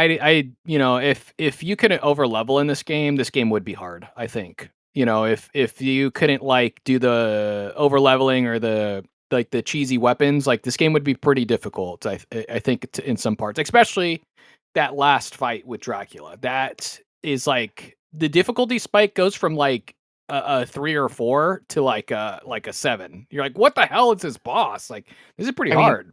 I think part of it might have been your gloves, man. Like, you picked the shortest range weapon. Not gonna lie, Dan, I was using this sword before when I was fighting Dracula, and I died over and over and over and over, and I switched to gloves and I beat him. Hey, if it works, man, they're there for a reason. Yeah, In some of the other games, I really like the giant axes because 'cause they're slow, but I just have a thing for video game characters and weapons that are big and pack a punch. Like, most of my games, whenever they're RPG-esque, I'm kind of a glass cannon build. I just like to dodge enemies and then clock them upside the head, and I put almost nothing into armor. yeah, yeah. Well, funny enough, the weapon before I had the gloves was actually the sword that moves you. It moves you forward when you attack. Like it has a strong attack, but it like pushes your character like a frame or two forward, and that's really bad for the Dracula fight because you only have tiny frames to dodge. So I was Mhm. constantly like putting myself in a little bad situation. So I needed more control, and that's when I switched back to the gloves and got it done. But Yeah, yeah, makes sense. Dracula was what? Yeah, its difficulty spike was like way different. It's like the Shaft was easy, and then you or whatever the boss was before it, and then you go to Dracula, and you're like, what the hell is this? This is way harder. Um, Would you like me to talk about a little bit of the dev history real quick? yeah, sure, yeah, hit it. Okay, so this game's project originally started off in 1994. And it was originally going to be a 32X title. It was originally going to be The the called bloodletting. yeah, the Bloodletting. And even back then, it was intended to be like a continuation of the plot of Rondo. But the plot back then was, I'm not really too sure what the plot was going to be, but the idea was that there was going to be two vampire hunters. One is Richter, but then there was going to be a rival vampire hunter too. Um, and the rival one was going to be like wearing like red and stuff, basically kind of almost like a palette swap of Richter almost, but different. And I think it was going to. I think they already had like some ideas of like magical weapons and like different types of weapons and stuff like that. But the development of that version didn't really go too far because well, the 32X just died within just a year of it coming out. And so they kind of restarted production on the PlayStation. Early on in the PlayStation development, they kind of were like debating whether or not they still wanted to make it a sequel to Ronaldo or not. Some alternative ideas that they had was one idea that they had was to set it like far into the future and have it be um like in like the 2050s or whatever. And the idea is that Dracula's castle is back, but then the final boss would actually be a Belmont, that it was going to be like a twist final villain, that there was no Dracula, it was actually a Belmont as the villain all along. That was one idea that they had. So kind of sorta what they did with the Richter twists in Symphony, but also a little bit of what would eventually become Aura Sorrow. Um, Okay. because like yeah. And another idea that they had was to actually do a prequel to Castlevania Bloodlines. They wanted to do they had an idea um of where you would actually play as John Morris from the original Bram Stoker Dracula novel, and they were kind of wanting to do like their own like retelling of the original Bram Stoker story with Morris and Doctor Van Helsing as the playable characters, and and it was going to be kind of like more of an actiony retelling of the original Dracula novel. And at the end, you would actually team up with Alucard at the end to actually finish off Dracula. Oh, okay. That's Wow. really interesting because they did make a sequel to Portrait or, Bloodlines eventually in Portrait of Ruin. Mhm. But yeah, so it was kind of funny that you were talking about Bram Stoker's Dracula in this podcast, because at one point the Castlevania team was kind of thinking about doing their own actual take on that. Yeah, Um, they probably would have did a better job, I'll tell you that. yeah, well, So, they were actually like really big fans The of the movie. 1992 movie. Yeah, That's yeah. why Dracula is like a sympathetic villain in this game is because they liked that movie so much. Yeah. Now, development of this thing was kind of co-current with the development of Castlevania 64. I mentioned the Sypha thing earlier, but they also kind of they want during development they actually kind of thought about kind of tying both projects a little bit closer together. At one point in development, they actually wanted to include like the demon merchant from Castlevania 64, and also Gilda Rise, the Dracula's manservant that passes himself off as the fake Dracula in Castlevania 64. They were both intended to actually make appearances in Symphony of the Night, but due to time crunch, they weren't able to implement that. Um, Okay. I mean, So they they wanted didn't to tie. implement the. Oh, Go sorry, ahead. go ahead. Oh, They didn't even. Go ahead. uh, yeah, right. Basically, yeah, I was just gonna say it sounds like they wanted to tie those games closer together because they were being developed at the same time. I kind of wonder why they didn't. Like, what was their reasoning? well, like I said, it was mainly time reasons, and the fact that uh, Castlevania 64 kind of was turning into a developmental disaster, and uh, Castlevania Symphony of the Night was turning into kind of an extreme kind of time crunch case where they just had to kind of wrap up what they had and get it out the door because they were running out of time to include more stuff. But yeah, the intention was to actually tie both of those games close together because, at least at the time, um, Castlevania 64 was going to be like the next big like canonical like Castlevania game. Now, uh, uh some other interesting details is that in the Japanese version of the game, they kind of like hired a lot of like big name voice actors that were Japanese voice actors that voiced like several popular animes in Japan to kind of fill out the cast. Obviously, that was not the case for the English version. The English version was actually translated by I think it was Jeremy Blostein, who would later go on to be kind of become the famous English translator for Metal Gear Solid and possibly Metal Gear Solid 2, but I can't remember. Um, but So hold he on. wrote he wrote the English translation for Symphony of the Night. Um, Did he the direct the famous "What is a man? A miserable pile of secrets" line then? No, he did not direct it, but he did write it. Okay. Uh, I was gonna say, I'm like, wow, doesn't he isn't he famous for like really good directing of the voice acting in the other projects you're mentioning? Because I love the writing in this game, but it is not directed well. no, actually, it was directed by actually Blostein's like coworker that worked at the same office with him. The reason why he was selected to be the voice director is he had very good like conversational English, but English was still a second language for him, and he never really did voice direction before. And also at this point in production, they basically had like almost no budget left.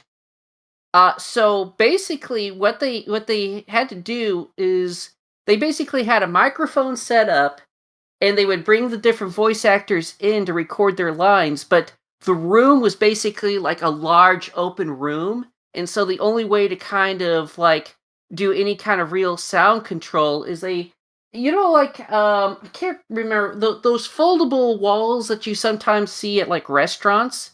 They had to basically set up like as many of those as they could to try to keep the echo down. Oh God. Yeah. And Wow.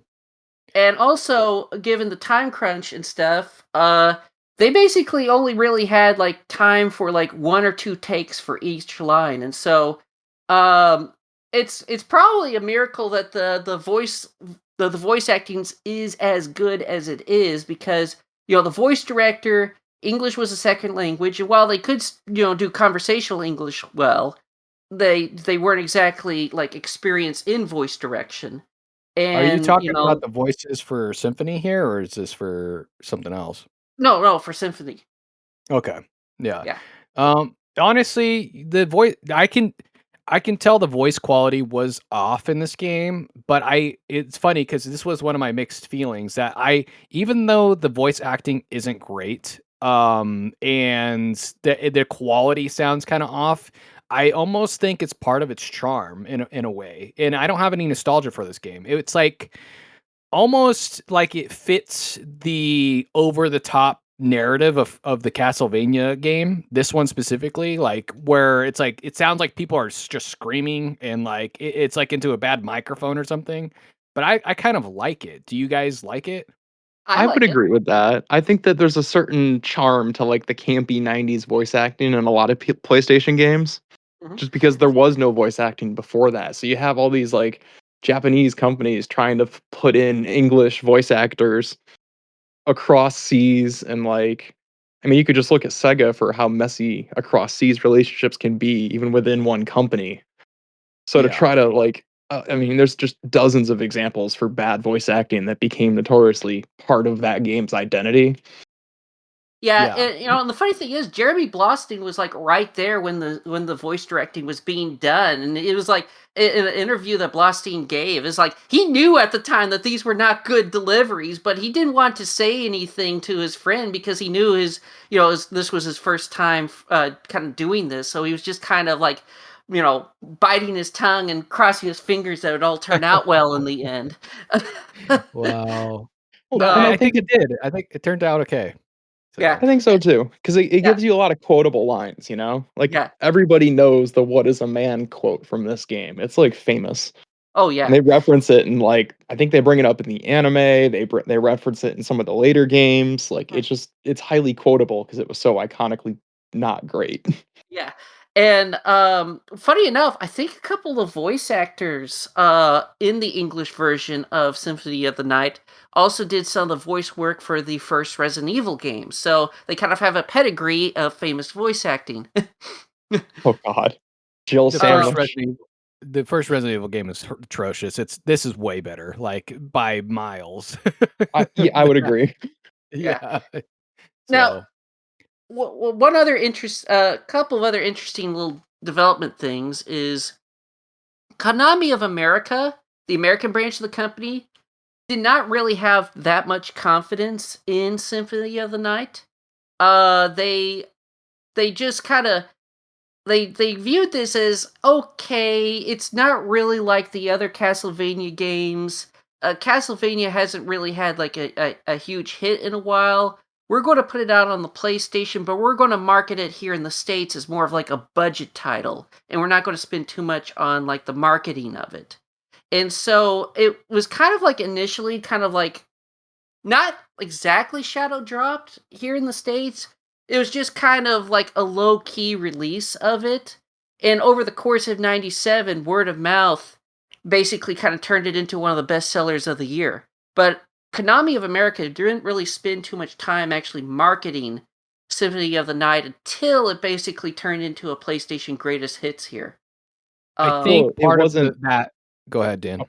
I was gonna say, it's because it wasn't 3D. Like a lot of even I Yes. think it was in Nintendo Power, they had advertisements running comparing the PlayStation versus N64 Castlevania games about how Yeah. like, you fight your silly little pixelated wolves on the PlayStation versus your big 3D monsters on the N64. Like it's just if it wasn't 3D, it wasn't gonna sell well in the States at the time. Yeah. Yeah. The whole thing was the hype around those systems was 3D. So if you're making a 2D title, which we've had a lot of by this time, people thought that was just kind of a waste of money, I think. And so I could imagine it didn't get a big marketing scheme because it's like, what do you have to show off? This isn't a 3D title. But then, down the line, we realized that there's actually a place for 2D titles in the gaming industry still. And to this day, still the case. Yeah. Um, Yeah. 3D. I yeah, So I would agree with that, but I think that sentiment didn't set in until probably like late 2000s. Yeah. I think so. Yeah, I think, Yeah. I mean, you could look at maybe some of the Mega Man games, but even they tried to do some 3D stuff, like with, I think some of the later Mega Man X's, and I think, Well, people X7 thought was that so bad. they thought that was the only way forward. I didn't play X7. I heard it's horrible. But they thought that was the only way forward. They thought, okay, I think people thought that 2D titles were just an easy, quick buck that maybe you get a couple of buyers and it's like you move forward, but it's not the next big thing. That's not the Halo. That's not the Gears of War. That's not the Call of Duty. It's not Legend of Ocarina of Time, but there was a market, and word of mouth, like Sonny said, did keep these games alive, and now I feel like they're more popular than ever.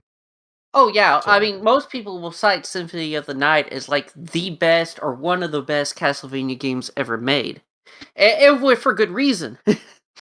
And, like, um, I think Castlevania as a whole has kind of always been a critical darling, but a financial, I don't wanna say failure, but we'll say hit or miss.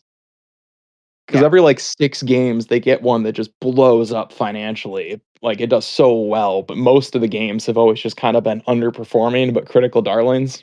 Mhm. Yeah, yeah, there's hardly any Castlevania games that's ever really been like heavily criticized. I mean, like heck, even Castlevania 64 at the time actually had pretty positive reviews. Didn't Legacy of Darkness score worse for double dipping? Yes, it did, but a lot of people, of course, these days kind of, favor Legacy over 64, but, that's another subject for another time. yeah. 100%. Um, Circling back to Symphony of the Night, did you wanna Sonny, did you wanna tell the story of what was her name? The art developer, because this is the first time she got brought on. It's something Kojima. Yeah, I can't remember her name exactly. You might be like the better person to kind of tell her side of the story, but yeah, she was actually brought on board by Iga because he wanted to have like a new and different kind of look for Symphony of the Night because he kind of felt like that the more like Bela Lugosi, Christopher Lee kind of inspired look for Dracula and like some of the other characters was getting kind of um stale and repetitive at this point in the franchise, and so he wanted like kind of like a new look for everything. I'll turn it over to you since you probably know the story better than I do. I mean, I have vague memories of it. I was hoping you had it down pat. You seem to know the development stuff a lot better than I do, but, pulling it up quick, her name was, I'm gonna butcher this, Ayami Kojima, Mhm. and she was intentionally hired by Ego, like you said, to bring more of like a famous oil painting Baroque style, because he was getting kinda fed up with the, Conan the Barbarian style art yeah, direction that almost all I the could other see the games were Baroque. in. I could see the Baroque style for sure. Between the music and the art style, for sure, 100%. And then, Yeah. like, that oil painting look she gave the sprites became just so famous that through pretty much the entire time that Ego worked on this franchise, she was always the art director. And Mhm. then even, like, when, I think it's Kobe Studios was the ones that made the 64 games, they made the first Game Boy Advance game as well, Circle of the Moon, and they copied her art style just because it was so iconic for the franchise. Oh yeah. Some of her paintings are absolutely beautiful. Yeah, I would say that is definitely a good point of this game is that the art style was great. The pixels were really good looking. I felt like they've aged well. It's not like my favorite sprite style in the world, but I think it's fantastic, and I think it's definitely a good point of the game, and it does the game justice 100%. Well, I don't know what the other games look like compared to it, but now to also briefly kind of mention about um the ports. The Sega Saturn port was started up pretty much almost immediately after the PlayStation version got released. It was not overseen by Iga. It was actually done by a completely different studio within Konami. And it was mainly done by a lot of people that this was their first game that they ever even worked on developing, made up with some veteran senior staff that had basically only ever like cut their teeth on like sports games and stuff and had never done like a 32-bit type game before. They had kind of done like 16 or 8-bit type stuff. And I Ego was always kind of frustrated with the particular port of the game because he felt like it was like the additional content and stuff was kind of in his views like, yeah, those are nice additions, but that's not how I would have done them if I was actually overseeing the porting project. He would eventually kind of get his own opportunity to do kind of his own take on that new material with the PSP port of it, which is called Dracula X Chronicles. And people have mixed opinions on that port too, but It does kind of do what I kind of wanted the PS1 version to have. Actually, include both Ronado and Symphony of the Night together in one package. So there's that. True, but didn't you have to beat the 3D remake of Rondo first before you could play either of those? If I Yeah, recall yeah. correctly. Like I said, it was kind of the PSP port. And also not only that, but the PSP port has a brand new translation for Symphony, which some people might like, other people might not like. And then interesting to touch on that PSP version without all the other content is the one that they've re-released since that day. So like if you were to play like the Requiem collection on the PS4 or the PS5, it's the PSP ROM. So it doesn't have the original voice acting. When they reported the game to the Requiem collection on the PS4 and the PS5, it was the PSP version with the updated voice acting. So like there's no Yeah. way to play this game on a modern platform as it was originally created. What about the anniversary collections? They didn't put this game in the anniversary collections. Oh, shows you what I Yeah. know. When this game was submitted to the retro roster, I almost thought about doing the PSP version, but then I realized I had to like beat Rondo or get to a certain point in Rondo, and I was like, oh, well, I'm not doing that. Like, because I have to play this game for the week, so I ended up going with the original PS1 version. So I don't know exactly what the PSP version made that was better or worse than the PS1, but um it's kind of an interesting. Maybe was the graphics better on the PSP version, or was it the same? They were It, the same for Symphony itself, but like I said, they mainly just changed the voice acting, from my and they understanding. have and they also have a different interpretation of a playable Maria, because playable Maria, of course, was in the Sega Saturn version.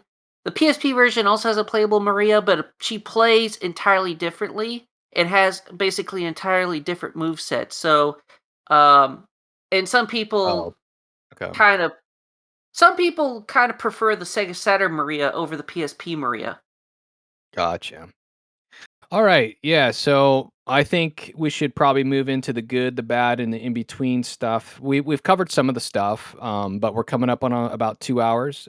So yeah, my retrospective of the game. It was very interesting because I hadn't, again, no nostalgia connected to it. So it's not like it's clouded by any of that. So it's a true first time retrospective. And one of my very good points is that the combat was actually still really satisfying. Whipping and killing people in this game and punching them and all the different weapons is actually really still good.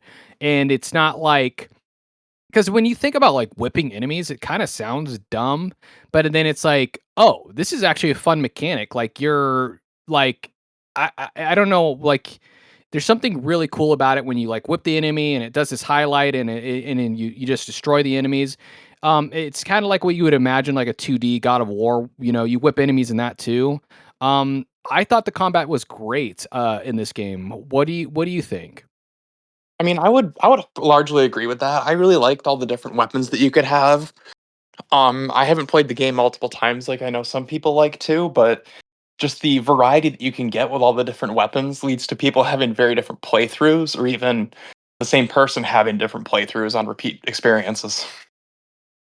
Yeah, totally. Yeah, and you could play like a different style each time. It's like you want to play with the gloves, you play with the gloves. You want to play with the big sword, or you want to play with the rod and the shield. Like you can do that.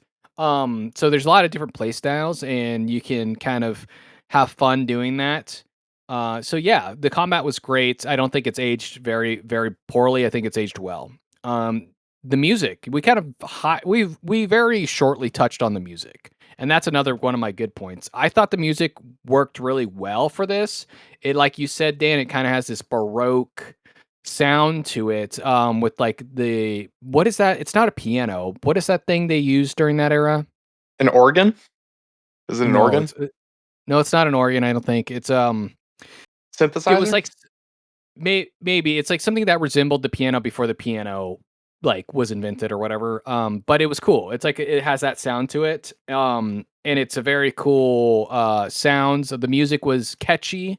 and enjoyable. Do you have a favorite track? I don't have a favorite track that comes to mind, but I did always appreciate how each area had its own very atmospheric background tracks. So, like, Yes. you would always know when you were in a certain area, like, before you even saw the pixels, because the music would start playing in the background as the disc was loading. You'd be like, "Oh, okay, we're in this section now." Yeah. It really helped with, like, navigation a little bit to have each area have such a distinct soundtrack and visual image. Yeah, totally. Yeah, it was awesome. I thought it was a really good design choice, like having each area with the one that always pops in my head is like I think it's like I felt like I heard it the most, but maybe it's like the one towards the beginning of the game. I feel like I heard that one a lot for some reason. Um, the library has its own soundtrack too, I think, but I can't remember what that one was. Yeah, but every area has like a unique soundtrack, and they're all very fitting. Now one of the bad points, and we've kind of touched on this, was like the backtracking in the game. If you get lost in this game, you're doing a lot of backtracking, and I felt like there should have been more save points, or not save points. What do you call it? Teleporting points or something, where you could like teleport to different parts of the castle. I wish there was like either more of those, or if there was a faster way to traverse through the castle. Eventually, you get the wolf power up. So it's like you get the wolf to turn into the wolf, but then you get the dash power up. But that's like super late into the game. So traversing the castle is can take a while. For example, if you want to get up to like the top part of the castle, you like got to teleport like to maybe halfway down the tower, and then it's like it takes a minute to get to places. I don't know if you feel the same way, or if I'm just Oh, I being would impatient. completely agree with that. I think that the later games do a better job of adding more teleports around the area. I would say that part of the games, like, when they're this one's a little weird because it's not balanced well, but when the games are balanced a little better, you're supposed to have to, like, weigh if it's worth backtracking to that area for something you might have missed because it's supposed to be a little difficult, but especially in this one, there's just not enough warping points, plus the overbalancing makes it feel kinda like padding versus exploring. And Yeah.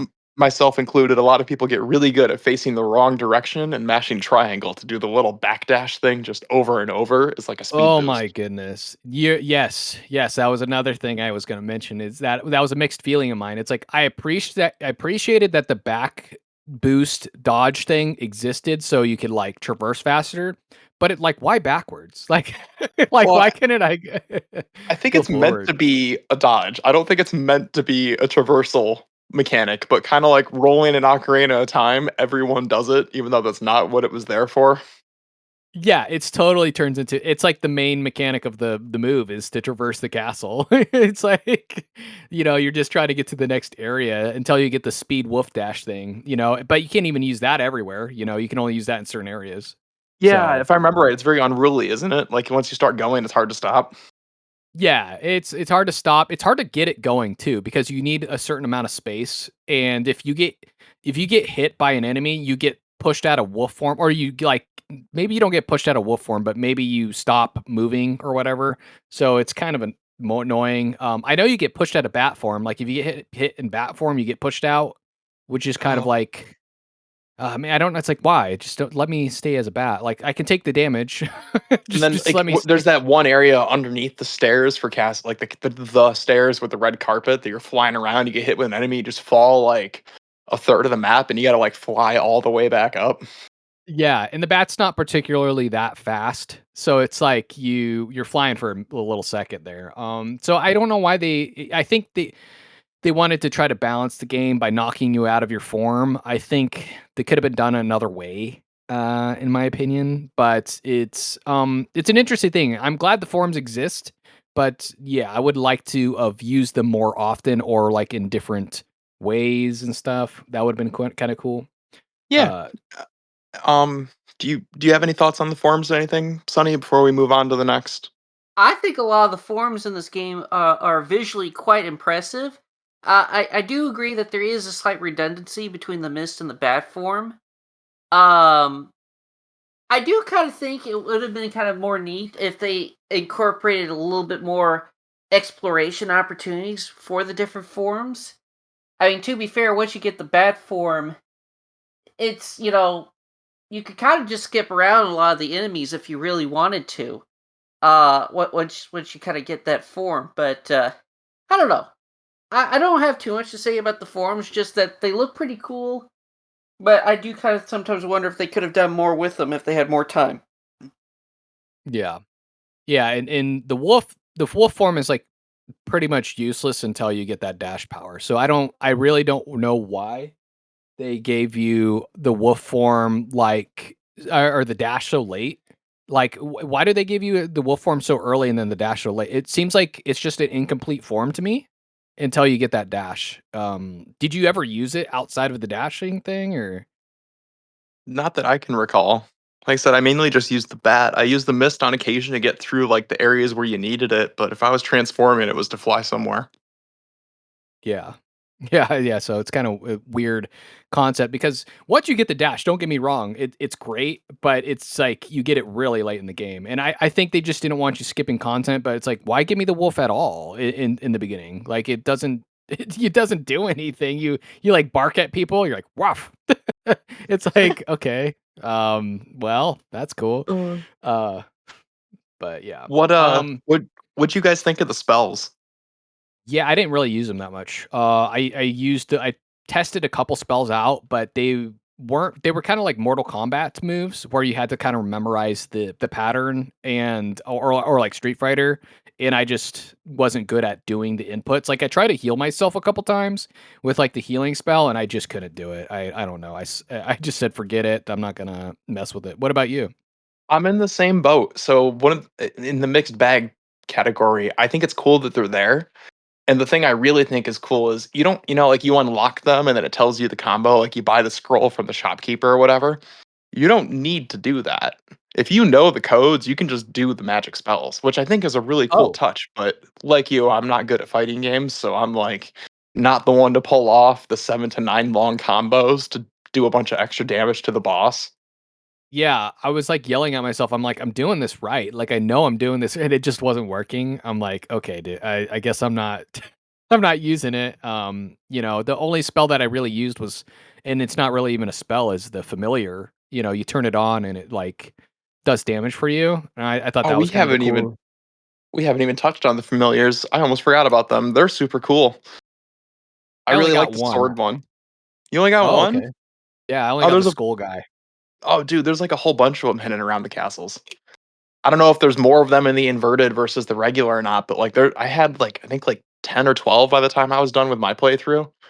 Is there, like, an OP one? If I'm going off memory, it's been a couple years, but I want to say there's like a fairy that can heal you. That one's pretty awesome. The Oh, sword nice. one does a ton of damage to all the bad guys. Like you get a familiar version of that big sword from the not a boss fight, but like the big sword character that has like Yes. the swords that circle around the main sword. It feels like You a can boss get fight. it feels like one, but you're not locked in the room. Yeah, So it's just I kinda guess he'd hard be to, a like, do damage to him. yeah, I guess he'd be like a mini boss, I guess. But like you can get a version of Yeah. him that's less OP. I don't know. There's a lot of cool little ones like that. Yeah, It's a cool feature. They don't I bring just that got the one back a little. lot. Oh, why not? I think it's fine. It's kinda cool little, like, I mean, it's not like, it doesn't add a whole lot, but it doesn't take away anything. It's just like a little extra damage or whatever, Cool. No, I agree. I think it's a cool feature. I think they probably don't bring it back in the later ones because a lot of the 2D games got relegated to like the Game Boy Advance and then eventually the DS. And the DS Yeah. probably could have pulled it off, but like the Game Boy Advance was basically like a portable, weaker PlayStation or beefed up Super Nintendo. Yeah. So like That's what I always having that viewed it many viewed it as. Yeah. so I think just having that many things on the screen with an unlit Game Boy Advance screen was probably not a wise choice, so they just scrapped it.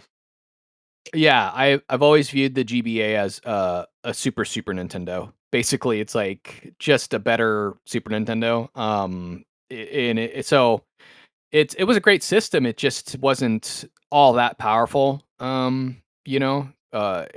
there are some great games. If you enjoy the Super Nintendo, I think you enjoy the GBA because a lot of those games were ported over anyways, so, No, I completely um, agree with that. yeah, and then it, Technically, like, the so. Go ahead. technically the GBA is a 32-bit system. It Yeah. is, but it's like a weaker 32-bit system. Like it's not going to Yes. pull off PlayStation games. Oh no, not at all. Although Like it. Capcom did try. They did try to port RE2 to the GBA. Oh How did God. that work? They also Well, tried to they port RE1 to the Game Boy Color. That didn't work either. they managed to successfully recreate all the city streets up until you actually enter the police station, and then after that's it of their proof of concept. Oh. It looks pretty grainy, but they did it.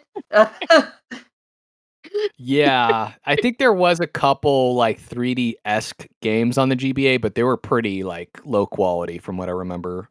Yeah, They now weren't if you wanna great. hear about crazy ports, did you know Symphony of the Night almost got a, Game.com port?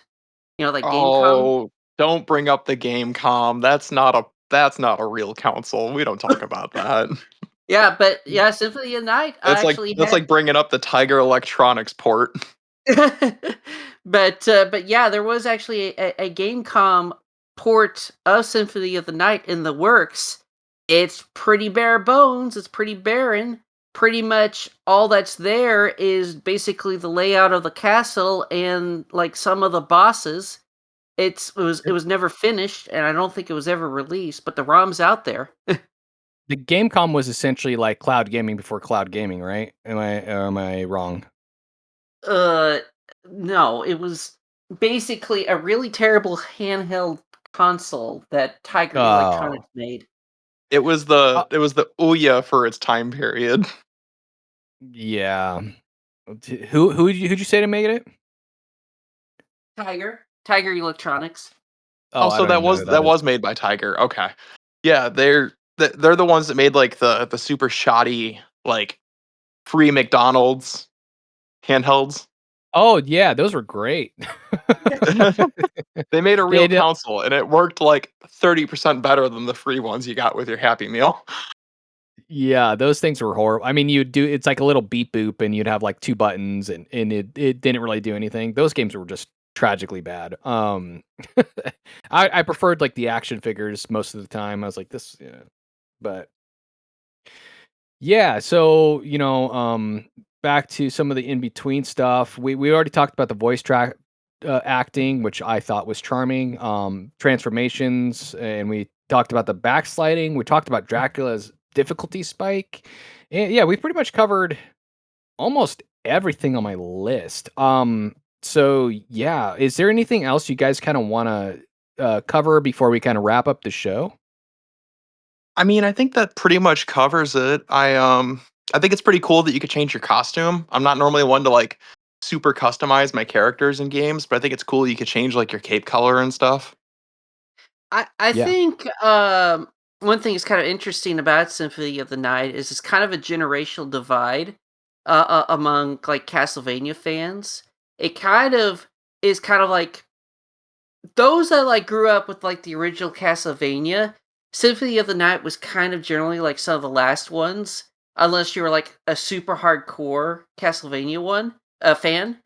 Um, and so like a lot of the ones that kind of grew up with like the classic Castlevanias, they kind of started to move on around the time when Symphony of the Night came out, and a lot of like modern Castlevania fans, their introduction to the franchise was with Symphony of the Night, and so I think in a way Symphony of the Night is kind of almost kind of like a watershed moment for the franchise because a lot of the old fan base kind of you know, moved on around this time because they were getting older and tastes and interests changed. But this was also kind of where basically the newer fan base of Castlevania kind of got their start was with this game.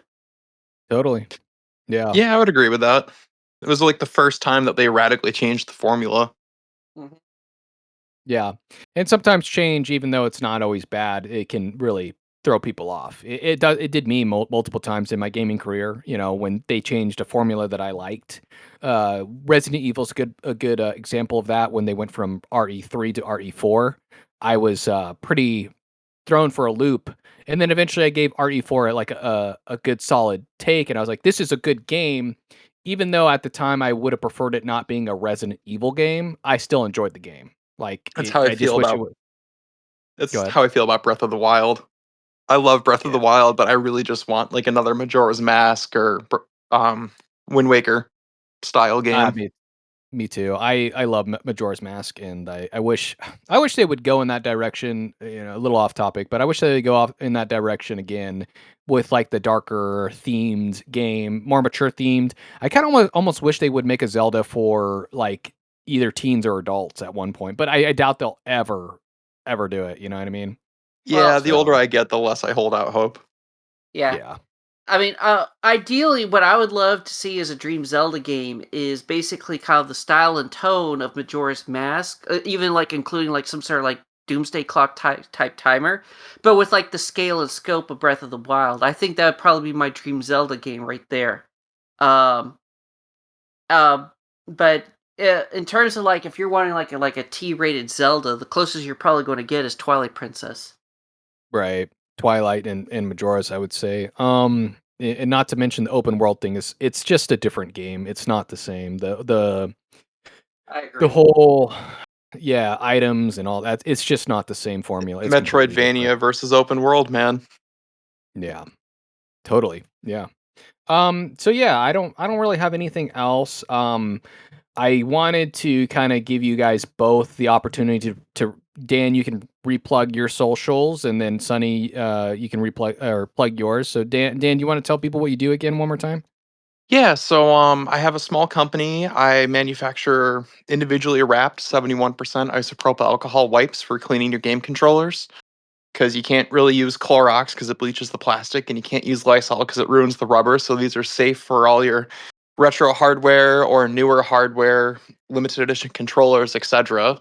And they're all individually sealed, so they're great for like grab and goes. Like if you're gonna bring your console to a friend's house, or if you're going on a flight and you don't want to like get your keyboard all scuzzed up while you're on the airplane eating the free in-flight food. And yeah, you can get. There's an affiliate link, so you can help out Lanceroy in the channel here, and also support my small business. You get 10% off your order if you use his affiliate link, and then he gets 10% of the profits. And they're at controllerwipes.com. That's right, guys. You better click that link if you love me, or if you hate me. I don't know which one you feel, but one of those. You click the link, okay? But no, awesome, Dan. Thank you so much. And then Sunny, you want to plug your stuff? Yes,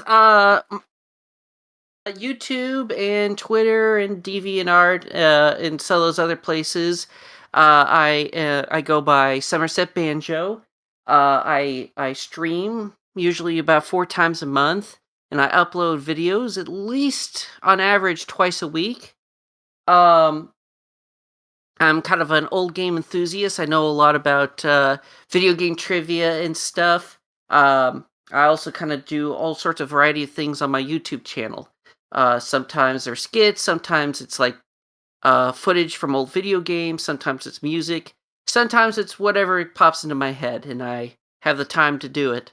Um, I'm also working on a Star Fox fan webcomic that's still in the works. We're making progress all the time, and I'm still kind of recruiting interested artists and writers for that project. So if you want to join that project and contribute to it, hit me up. Do you have a landing page for that yet? No, I do not. The closest is just contact me on my socials, and Okay. I do have a private Discord for the project itself and for my team members, but I don't have like an actual like public server or website or anything yet. Okay, yeah, awesome. Yeah, no, go hit up Sunny on his, his socials. He's on his YouTube. He's got a Ko-fi. He's got all kinds of different stuff. It's Somerset Banjo at Somerset Banjo, and yeah, he's awesome. He's been on the show multiple times. If you like what he has to say, you can find him on other episodes such as the Star Fox episode and Dragon's Lair and other stuff. So yeah, awesome. Thank you. And then we're gonna do a one final thing, which is it is the, if I could find it, it's called the riddle of the week, and it's gonna be for next week's game. And it's gone. It's actually not on my. It's actually not on my. Wait, here it is. I got it. Okay, here we go. There was a riddle Uh, here, but it's gone now. yeah, I misplaced it. So here it is. In a kingdom torn by war and fate, heroes rise as armies wait. Steel and spells decide the land, each move made with a careful hand. A classic tale reborn in flame, strategy carries a legendary name. And so, what game is for next week? And either you guys, the guests, can guess, or if you don't want to, it's just the audience can guess. But yeah, the game was so as a hint for the audience. The game was released originally on Sega hardware, and then later reborn on a handheld. That's kind of the hint there. And I think the handheld title is actually a different title. It's considered a sequel, I believe, more than a remake. I think. Not sure. I'm gonna have to look into that. But yeah, it's a very popular. It was a very popular Sega game because I hear the name all the time, and it starts with an S. All right, so it's gonna be Shining Force: Resurrection of the Dark Dragon is the game. Oh, okay. Yeah. So So yeah, that was for the Saturn, right? Yeah, it was. I think Heard it good was things about it. Was it the Saturn or the Genesis? I don't know. But it was Sega for sure. One of the older Sega ones. But yeah, it's super popular, really popular game. Very, very famous tactical RPG. And it was submitted by Mr. Arkansas via the retro roster. So thank you, Mr. Arkansas. Thank you for supporting the show. And yeah, thank you guys for coming on and doing Symphony of the Night. It's been a lot of fun. Okay, so this might sound a little off because we had to cut. We thought the episode was over, but we forgot to ask the question to the audience. And the premise of the show is Retro Reloaded. Should you reload the game or not? And I kind of want to start with. We'll start with Sunny here. Even though Sunny hasn't played it, I kind of want to get your opinion on whether people should reload it or not, based on, I guess, what others are saying. And Yes, I would definitely say reload this game, but with the caveat that this is kind of the first game in the EGA style of the Castlevania series. So there's definitely going to be like some early installment weaknesses here that kind of get smoothed out in later Castlevania titles. So yeah, I would definitely recommend reloading this game. Should this be your first Castlevania Metroidvania experience? It's kind of hard to say, but this is still a good introduction to Metroidvanias and the Castlevania franchise as a whole. awesome. And what about you, Dan? Do you think this game is worth reloading, or? I think this game's worth reloading. I think that, like Sonny said, there's some caveats. I would highly recommend a guide if it's your first time playing this style of game, and I'm not normally one to do that.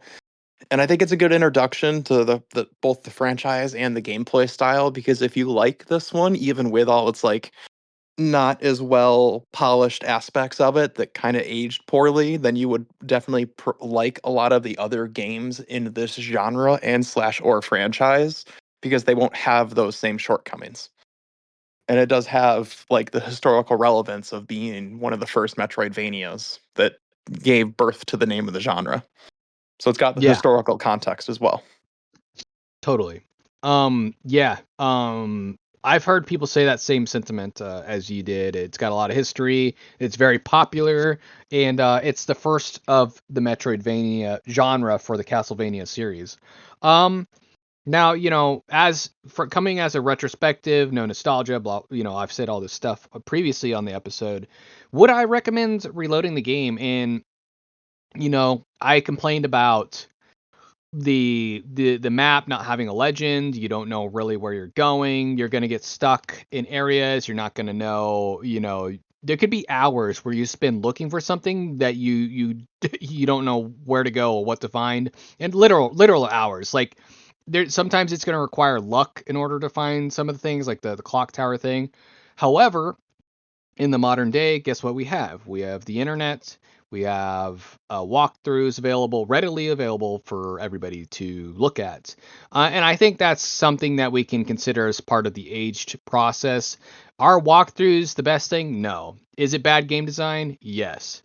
But this game has a lot of redeeming qualities. The combat is very, very fun. The items are fun.